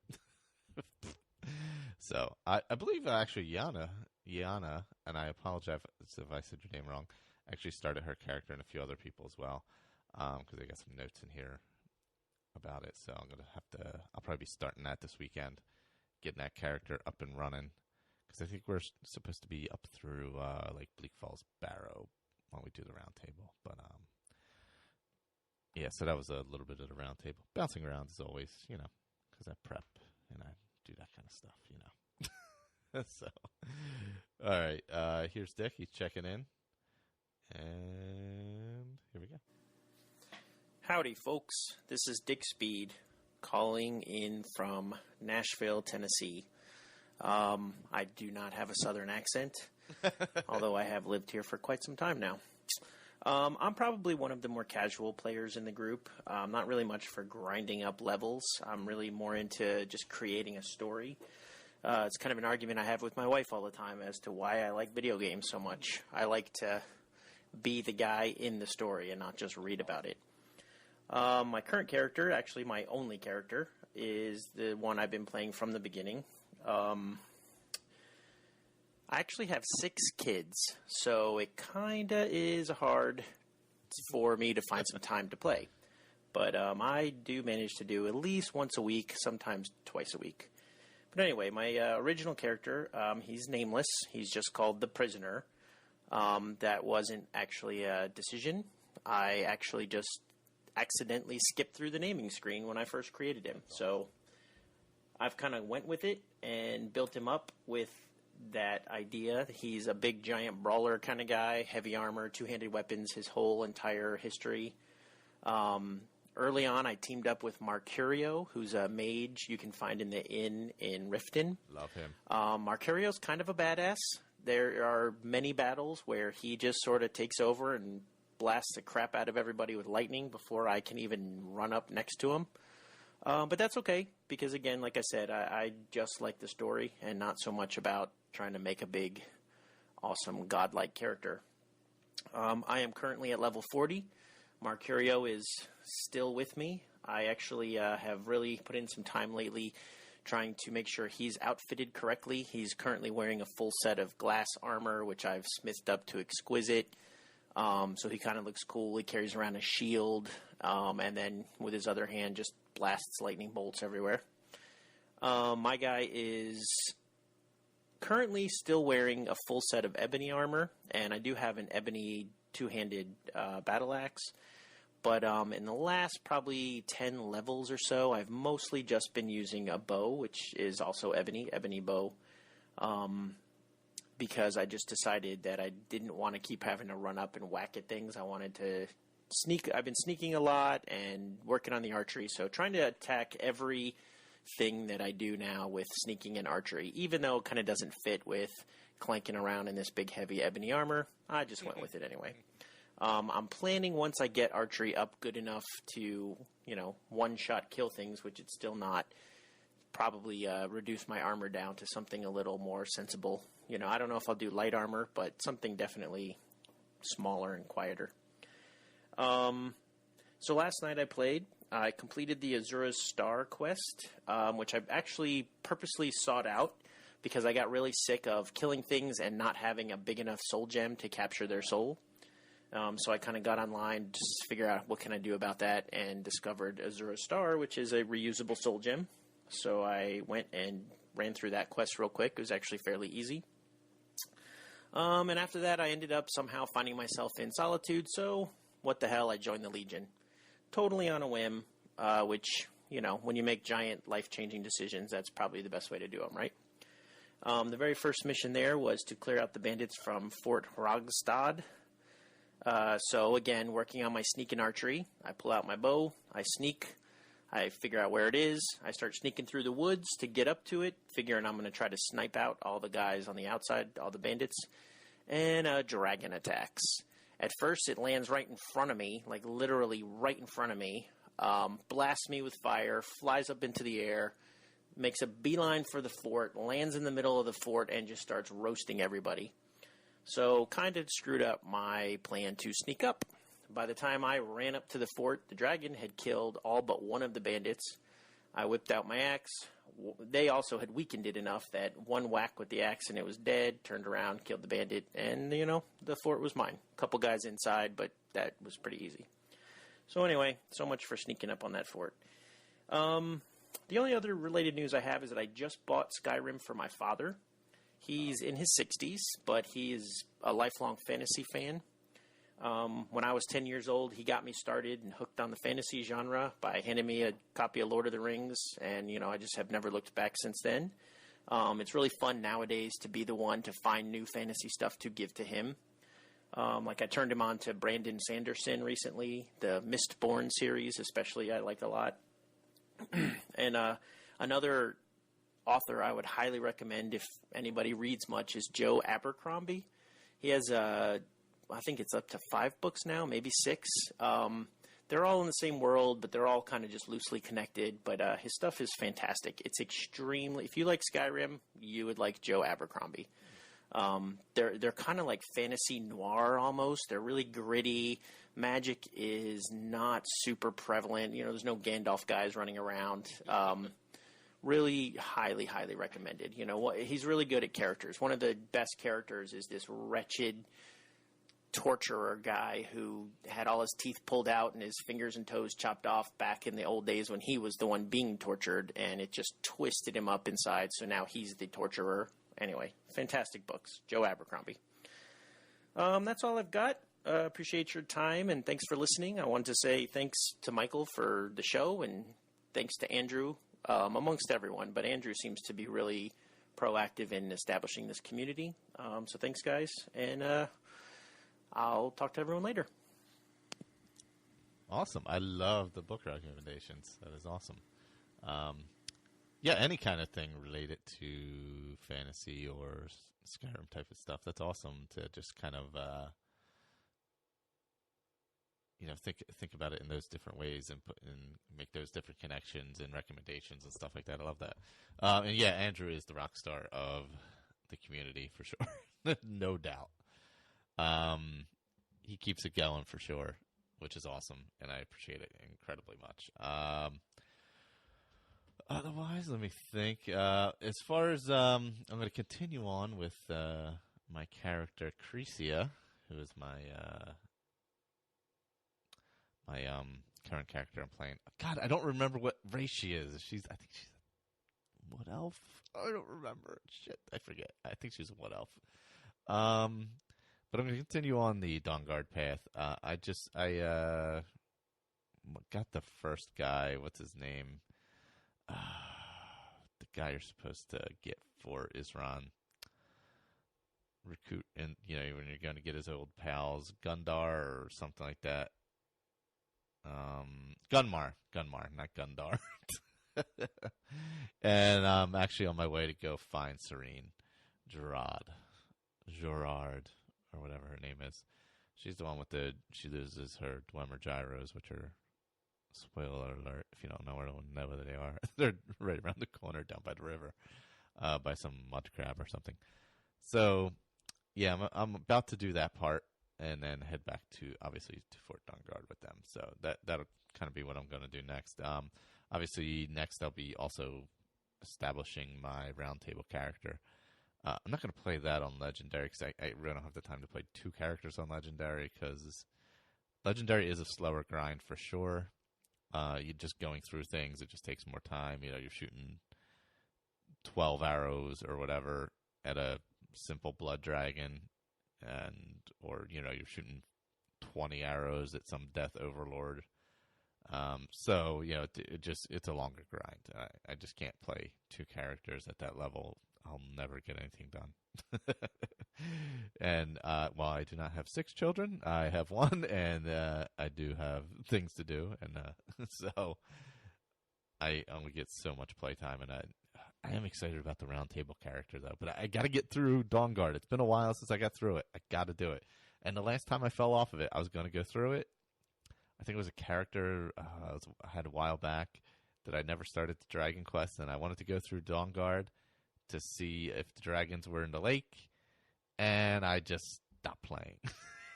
And I moved on to something else because I got bored. So I'm trying to keep on going here, because ever since the first character, which I maxed out completely 100% across the board, I tend to get to a certain level, and then I tend to just pick certain things to do with each character as opposed to doing the entire, not the entire game, because you can't really do an entire, but as much of the game as possible. I try to pick experiences with each character as opposed to trying to jam in all the quests. Like I'll do this one. I'm going to do Dawnguard, and I might do Civil War. I think I did that last time, but that one's not bad. I'm probably not going to do Companions. I did that just recently with my 2-handed character I had, the Orc. I might do the Dragon Story. It's been a while since I went through the Dragon Quest, actually. So I may do that. You know what? Because I don't think I've ever done it on Legendary. So maybe after I get through Dawnguard, I will do that. Maybe I'll meet up with Delphine and do some stuff. But that fucking Esbern, man. Phew, man, he's a bastard. They just want you to kill Parthenax, and he's a nice guy, man. All right, well, speaking of rock stars and Parthenax, I don't know what Parthenax has to do with this. But speaking of rock stars of the community, here's Andrew with the update for his character, Mazal. And here we go. Welcome to the 5th episode of I Have a Skyrim Addict Podcast Addiction Minicast! Hi everybody, this is Andrew from the Facebook group for a Skyrim Addict podcast, and I just wanted to give a quick update with my character Mazal. Mazal is currently a level 38 Breton, and I've been investing all of her extra points into Magicka every time I get to level up. So Magicka is at 470, my health is at 100, and stamina is also at 100. As far as the perks are concerned, I've been doing a lot into the destruction magic because I've been using lots of shock spells because I'm playing the robot storyline, and she's using a shock, an electric discharge as her main weapon. So my destruction magic is up to 78, and alteration is actually my highest level at 89. But no, actually enchanting is at 100. So I've done lots of enchanting because I'm trying to get the ability to update my dwarven armor to the point where it can have over 125% magicka regeneration, so I can replace the archmage's robes. And let's see. Right now I have 32,000 in gold. I've discovered 93 locations, and I've set up a Dwemer research facility at the Helyarchen Hall. Right there, not too far from Whiterun. You can see it off in the distance. And I've completed 34 quests, and the Mage's College being the only main style of quest. It's not even a main quest, but one of the 4 factions. I've figured out 29 spells, and according to the computer, Restoration is my favorite, so I guess I'm letting my follower do lots of the fighting, and I'm just curing my butt whenever I get hurt. But I've got a checklist going, because according to the storyline, Mazal had to discover all the Dwemer locations and collect all the Dwemer artifacts and the Daedric artifacts and the Dragon Priest masks. And I am getting very far along with the Dwemer locations. There's only 3 that I haven't discovered out of, how many was it? 23 Dwemer locations I had scheduled out that I needed to find. So I only have 3 left there. That's good. The Dwemer artifacts, I had 6 in total, and I've got all of those, including the Volendrung that you always see in that load screen menu. From the Daedric artifacts, I have 16 total that I needed to discover, and I've gotten 14 of them because there are 2 that you cannot get unless you start. One is the Methala is the mask, and you have to start the dragon quest in order to do that. And I have not started any of the dragons, so I have yet to start any of the dragon stuff yet. So I can't do the Methala mask yet, or Nocturnal with the skeleton key, and that one you have to get from the Thieves Guild quest. So I still have to do those 2 in order to do that, and I didn't want to open up dragons or start the Thieves Guild quite yet, so I still have to get those 2. And as far as the Dragon Priest mask, that's the one I have most of the work to do yet. I made sure to go over and get the Dragonborn mask of Zakrisos. I can't even say it. Zakrisos, maybe, at the Bloodskull Barrow, and the quest was in the Final Descent.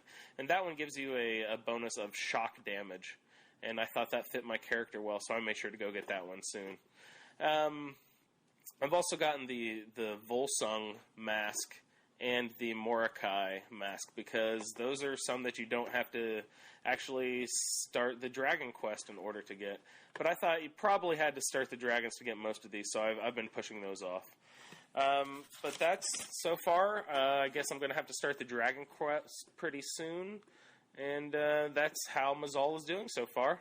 Again, a level 38, and having a good time playing as a robot, trying to get revenge for the demise of the Snow Elves. So, everyone, please stay tuned for the adventures of Mazal. I love the robot idea. That is so cool, and quite different, and yeah, just a way different way to play it. So, that's about all I got for this one. It was wow, this is like world record territory long. But if you have feedback, feel free. skyrimaddictpodcast@gmail.com. Check out the Facebook group, where it's just constant conversation at this point. And that's at facebook.com, and you search the groups, and it's a Skyrim Addict podcast. If for some weird reason the wrong artwork is showing up on the show right now for some reason, but the new artwork was done by Miss Claire Lafar, the amazing Claire Lafar from Intro to X, Carnicast, a Carnival podcast, amongst other things. Check out her Etsy store. It is etsy.com/MayaFirePrints, which is MaiaFirePrints.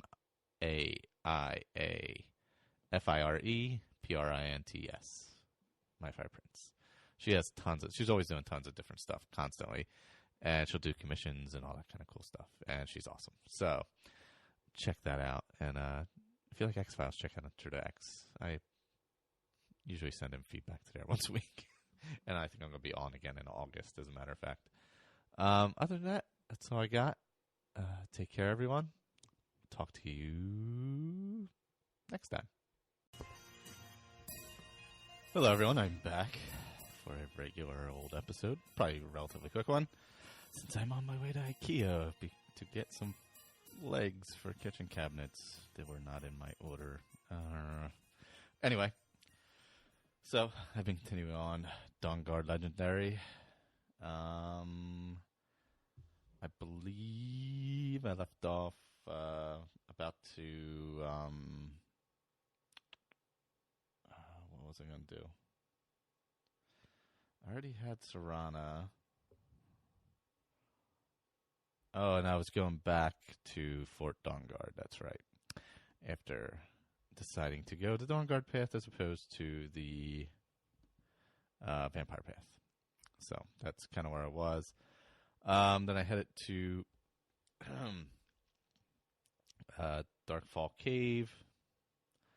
On my way back there, this was just something I just happened upon. And then I realized that Darkfall Cave is part of the Dawnguard story, except a little further on, so I couldn't really do what I wanted to do. But basically, I cleared out Dawnguard Cave, Darkfall Cave. When you go in there, you kind of sneak around a little bit, some ledges, things like that. There's like a bridge going across. You have to jump into the water to actually get into this cave system. So I jump into the whitewater. Thankfully, I remembered this. And then you come down like out this waterfall thing, and like 8 million spiders are on top of you. So that was a good time. I died the first time, of course. And then the second time I did all right. So took care of those spiders, snuck around, used a little frenzy, things like that. You're kind of walking around. There's this like X-shaped cave system going on. In the center of the X is a Breton with a note and just telling you things about the cave.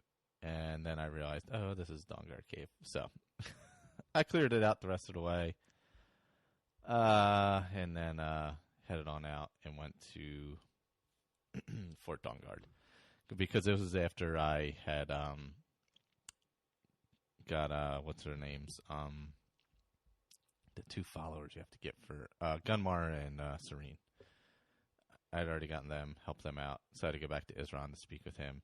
So you go back, listen to his speech, yada, yada, yada, turns on a bright light because he's a dickhead. And then you see he's like, hey, come with me into this other room over here. We gotta talk. And hey, there's Serana. Hey, how you doing? I haven't seen you in a while. So then you talk to her, find out what her dad's up to, yada, yada.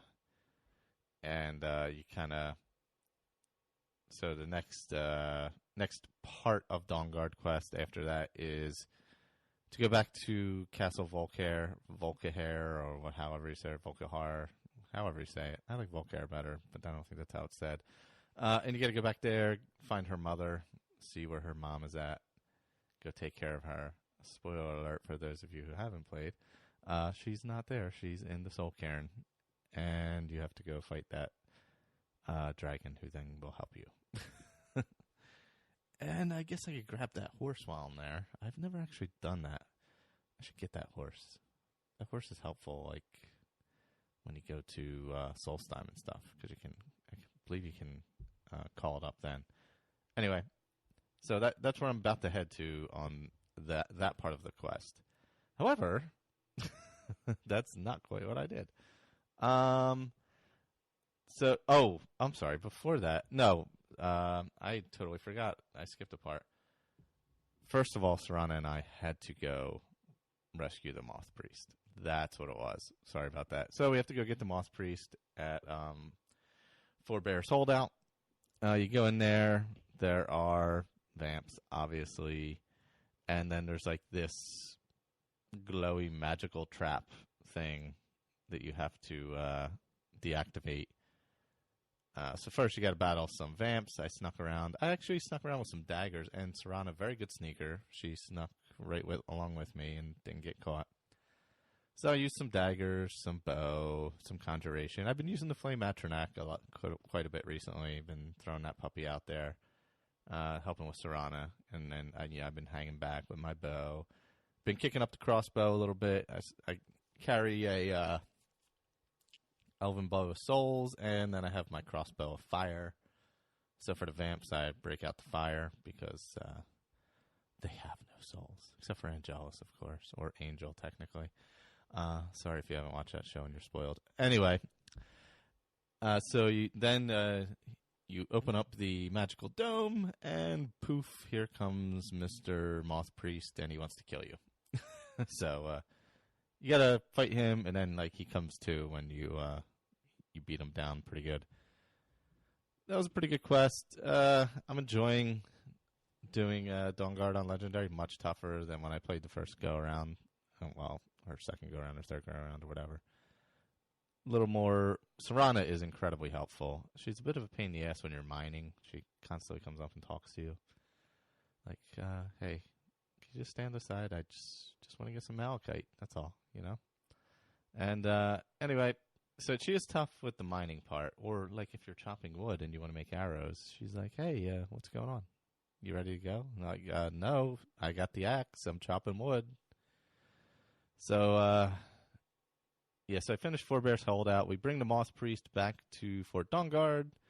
We read our Elder Scroll, or he reads it, and we find out we need 2 more. And that's when we find out we need to go find her mom. So we're going to do that, and we kind of went and did a little side quest. We went to Runewald to rescue Florentius, which is a side quest for Dawnguard. So you get to Runewald, and it's a a little stuffy today. Allergies, you know. So we get to did I say? Well, I don't want to get too in depth in the Moth Priest one. It's you find an ambush, then you go find where they're holding up the Moth Priest. But I don't want to get into all that because that's mostly you just kind of walk into Dragon Bridge and they tell you where he's at or whatever. He's down the road. So anyway, you go into Runewald, which is an excavation up by Shorestone, and there's these charmed vigilants in there. So basically, they're vigilants of Stendar that will attack you. They're like red, so you can tell they're charmed. But I snuck around a lot in the first. You kind of come in the first opening, and there's the wooden stairs to go down and all that, or the wooden ramp. Use a little frenzy there. Serana did the rest. Good times were had. We kind of snuck our way through. She didn't kill me with any pressure plates, so that was kind of nice. I was, happy about that. But then we got down there, and we get to the main chamber of Runewald, and there's these dudes running around, and there's a guy in a cage, and we're like, all right, what's going on here? What in the world is going on here? So we killed everybody except for the guy in the cage, which sometimes you might want to kill the guy in the cage, just not this time. And we get him out, and we bring him back to Fort Dawnguard. Now, I had a bunch of stuff that I had acquired. Actually, I didn't go quite back to Fort Dawnguard yet, because I had acquired a bunch of stuff going through the mine, of course. Some robes, things like that. So I was like, hey, you know where I'll go? I'll go to Windhelm. I'll offload this stuff. It's, near enough by. Won't be a big jaunt. I fast traveled anyway, so it really didn't matter how big of a jaunt it was. But so I went over there, unloaded some stuff, the little smithing, little enchanting, selling, things like that. And I was wandering around town, and oops, there was a murder. So I hopped in on the murder storyline. So you find there's some dead person. Oh, it's what's her name? She's from Candlehearth Hall. Anyway, she's dead, laying on a slab on one of the tombs there. And there's a couple people standing around the guard, and they're all like, nope, I don't know what happened. Nope, me either. Saw something, but I'm not sure what. So you do a little investigation. You got to go ask Yarleaf, or whatever his name is, if you can help and all that kind of stuff. Then you got to kind of follow. It's I had trouble the first time I did this quest because it's not exactly simple to follow the blood trail because you really can't see it. So I did follow the blood trail, but which, if I didn't know it was there, it would be much more difficult to follow. I had trouble with that the first time. I do recall that. Obviously, when you get to the house, you see blood all over the door and steps and all. But to get to that point, there's a pretty big gap between blood trail spots at some points. And if you don't really know what you're looking for, the guard does give you a little hint. He's like, oh, look at all that blood,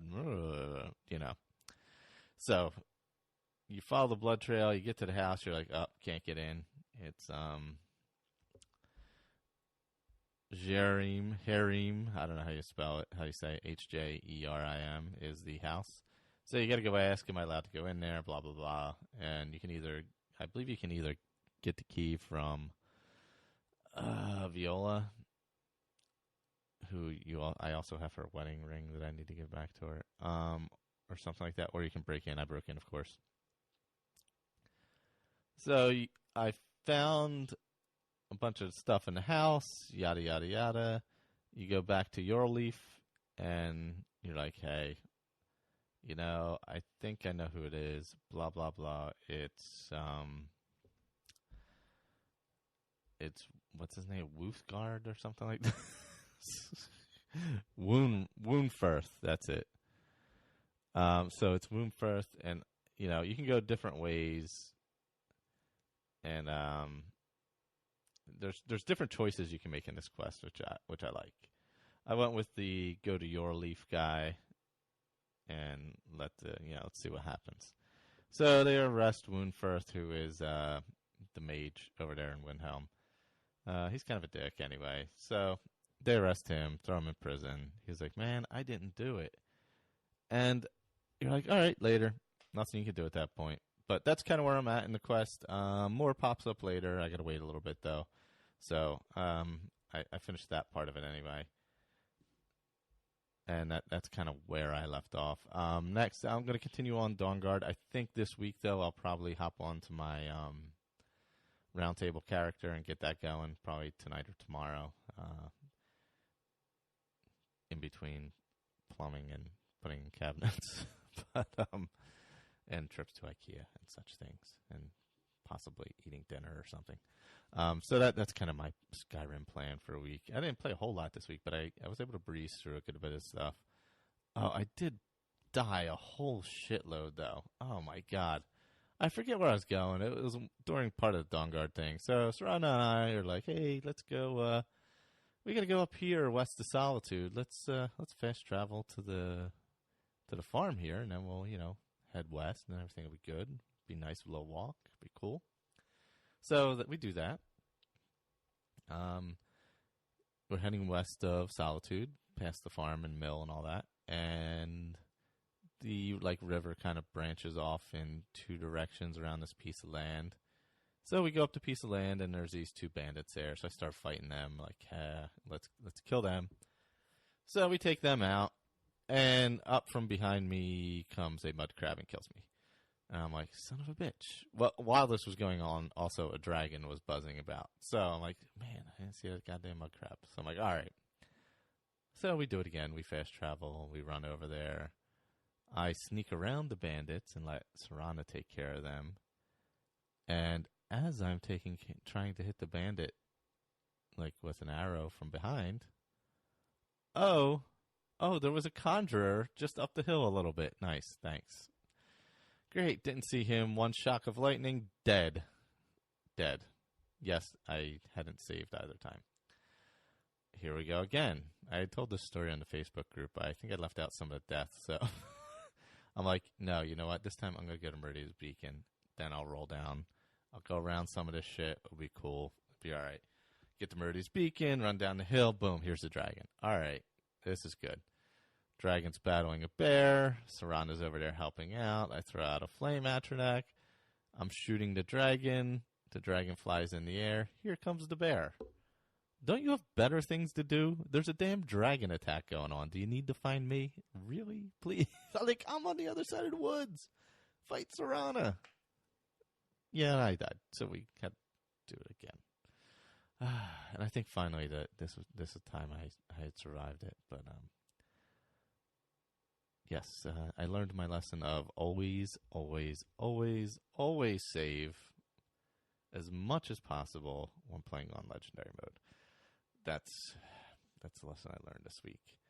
I do have some feedback here from Brian. Let me plug in my phone. Sorry, I wasn't prepared for that. Totally forgot. wow, it's like I electrocuted myself. So we get a little feedback here. I will download it and I will play it. Hello, fellow Skyrim Addicts. This is Brian Accidentali from the Facebook group, and I'd like to talk about a new alt that I've been working on. The new alt is a female Nord. She has blonde hair. She has some dirt on her face. She's as tall as possible. And she runs a two-handed greatsword with heavy armor. And she's a very honorable woman. Now, I don't have the capacity to go deep into detail with the lore and the names like some of you have come up with, which are fantastic, by the way.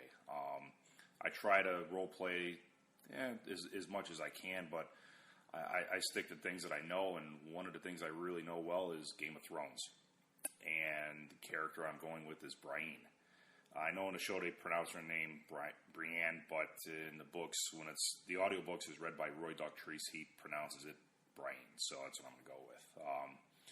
Anyways, again, Brienne, she's a female Nord with the blonde hair, and you got you throw the dirt on her face. I mean, it looks as much like the actress Gwendolyn Christie as possible. I've been playing her for about 12 hours now. She's a level 14, and the things I'm concentrating on the most are smithing, which is at level 54. My heavy armor is at level 29. My block is at 28. My two-handed is at 47, and my speech is at 33. The smithing, I've been doing a lot of mining for ore and stuff because I wanted to try and find an armor type that looks as much like the show as I could. I am playing on the 360, so I'm playing basically vanilla Skyrim, so there's no mods to be had to give a different armor type. So I had to go up the left side of the tree, and what looks closest is the steel plate armor, and that's the closest armor type that she has, like in the show. Although she recently received a new armor type that's jet black, so now I need to go up the right side of the tree and get ebony armor. So I got to really work on my smithing some more. And the two-handed, I'm almost at level 50, which I'm really looking forward to because once you get to 50, you get the perk for decapitating enemies, and that's always a great kill cam animation, which, by the way, I've never used a two-handed greatsword before. I've used a warhammer, and those kill cam animations are great too, but the one where she comes down on top of somebody's head with like 3 quick chops with the greatsword is fantastic. I laugh my ass off every time that happens. So Brienne's main attribute is she's very honorable. Out of all the characters in Game of Thrones, she's probably the most honorable character out there. So I'm trying to play her where she helps everybody. She won't kill anybody unnecessarily. She doesn't get a big head about her. She just does the honorable thing at all times. I am going to go with the Dragonborn quest with her, so I started off, I went to the Standing Stones and took the Warrior Stone so I can work on that. Headed over to Riverwood, sold a bunch of items and built up some iron armor. And then, again, I was just going around and doing a lot of mining of ore and stuff like that to get my smithing up as quickly as I could. Headed over to Whiterun, took on the quest to go get the Dragon Stone. So I started that the Dragonborn path line. While I was in Whiterun, I had remembered what happened to a character of mine from a while back. I have a little wood elf by the name of Mordecai. He's real skinny, real tiny. On the slider, I had it all the way over to the left, so you can imagine how small he is. I went into the Bannered Mare one time with him and ran into that woman who sits in the back, that Ugreth the Unbroken, and she wanted to fight me. I figured, all right, well, Mordecai, he's a skinny little dude, he's scrappy, kind of like an Edward Norton out of Fight Club, scrawny, scrappy, but he knows how to fight. So I said, okay, let's fight. And she beat the shit out of me. She put me down pretty quick. I mean, she pretty much beat me like I stole something, which isn't far from the truth because I did just get done pickpocketing a couple of people that were inside a Bannered Mare, so I guess I deserved it. So I wanted to go ahead and, being I have a character now that's every bit as big as Ugreth the Unbroken, I wanted to go ahead and see what Brian can do. So, again, I wanted to keep it somewhat honorable. I walked in a Bannered Mare. I talked to the barkeep, talked to a couple other people in there, and then worked my way to the back of the room. Talked to Ugreth, and she wanted to fight. I said, okay. And I'll tell you what, it was sweet revenge. I gave her a pretty quick beating. I don't know if there's any boxing fans out there, but it looked a lot like when Manny Pacquiao beat the shit out of Antonio Margarito a couple of years ago. So I didn't stand toe-to-toe. I kind of like moved to the left, throw a right cross, move back over to the right and throw a left, back up and throw another left. I mean, I fought her in a very smart fashion and was able to beat her. And I've always heard that the unarmed combat in the game is a lot of fun, and it has kill cams to it, and I never ever even concentrated on that. So while I was in the Bannered Mare, I went and talked to Sadia and started that quest, the In My Time of Need quest. So I went ahead and went all the way over to Swindler's Den, and the first two bandits right inside the cave, I figured I'd go ahead and fight them unarmed. I couldn't believe the kill cams I got off the unarmed. The very first guy picked him up and did like this reverse suplex and landed right on his head. And I was just stood there with my mouth open. I couldn't believe it. Then the next guy throws like a left cross and then grabs him and then throat chokes him almost like the Undertaker used to do back in the day and slammed him into the ground. I was laughing so hard. But then I went into the next room, or 2 rooms later, and there was like 6 or 7 bandits in there, so the unarmed really wasn't working that well, so I had to pull the greatsword back out. But I finished off Klamatu, headed back over to the Bannered Mare, and I talked to Sadie and let her know everything was okay, and she was good to go. So I think what I'm going to do is I'm going to go ahead and keep working on the Dragonborn questline, and I don't mean going over to Solstheim. I'm talking just in Skyrim for right now.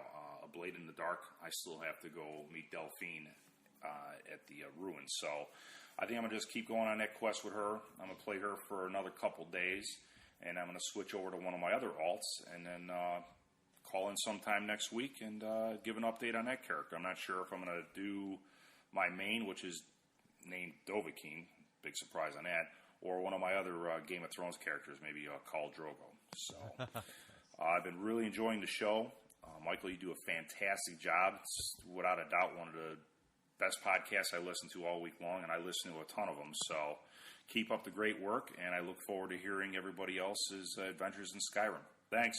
Bye. I appreciate that very much. First of all, Brienne, awesome. Love that. Secondly, unarmed combat, I need to do that now. All right, so I battled Ugarth, or the Unbroken. I did the fist fight early on in this legendary playthrough. Yeah, that did not go well. I got my ass beaten pretty bad. But if you, I assume you've already found these, but if you haven't found these, if you start the Thieves Guild quest, there's some unarmed combat enchantments you can pick up. So take a look out for those. And I want to do friggin' unarmed combat. That is awesome. I did not know there was kill cams and stuff for it. So I may be doing that with my I may have to break that out with the round table character. I may have to see what I'm supposed to be doing with that. So maybe that'll be part of that. Damn, now I really want to do that. All right. Well, that's all I have for this show. Now that I'm super stoked on unarmed combat. You can reach the show at skyrimaddictpodcast@gmail.com. You can join the Facebook group. If you search Skyrim Addict Podcast on Facebook, we have about 50 members or so. I would say it's one of the more active Facebook groups I'm in, actually. I'd say percentage-wise, it's pretty active. We get a lot of stuff rolling all the time, from the roundtable through just random posts about stuff, just anything, really. Also, if you happen to be able to see the new artwork, I know that's kind of a random thing. I don't know how iTunes and all the other podcatchers, how they update these things, but there is new artwork, and it's done by the amazing Claire Lafar. So check out her Etsy store over at etsy.com/MayaFirePrints, MAIAFIREPRINTS, and I spelled that right. That's amazing. And on Intro to X-Files Introcast, where I give feedback every week and appear once a season.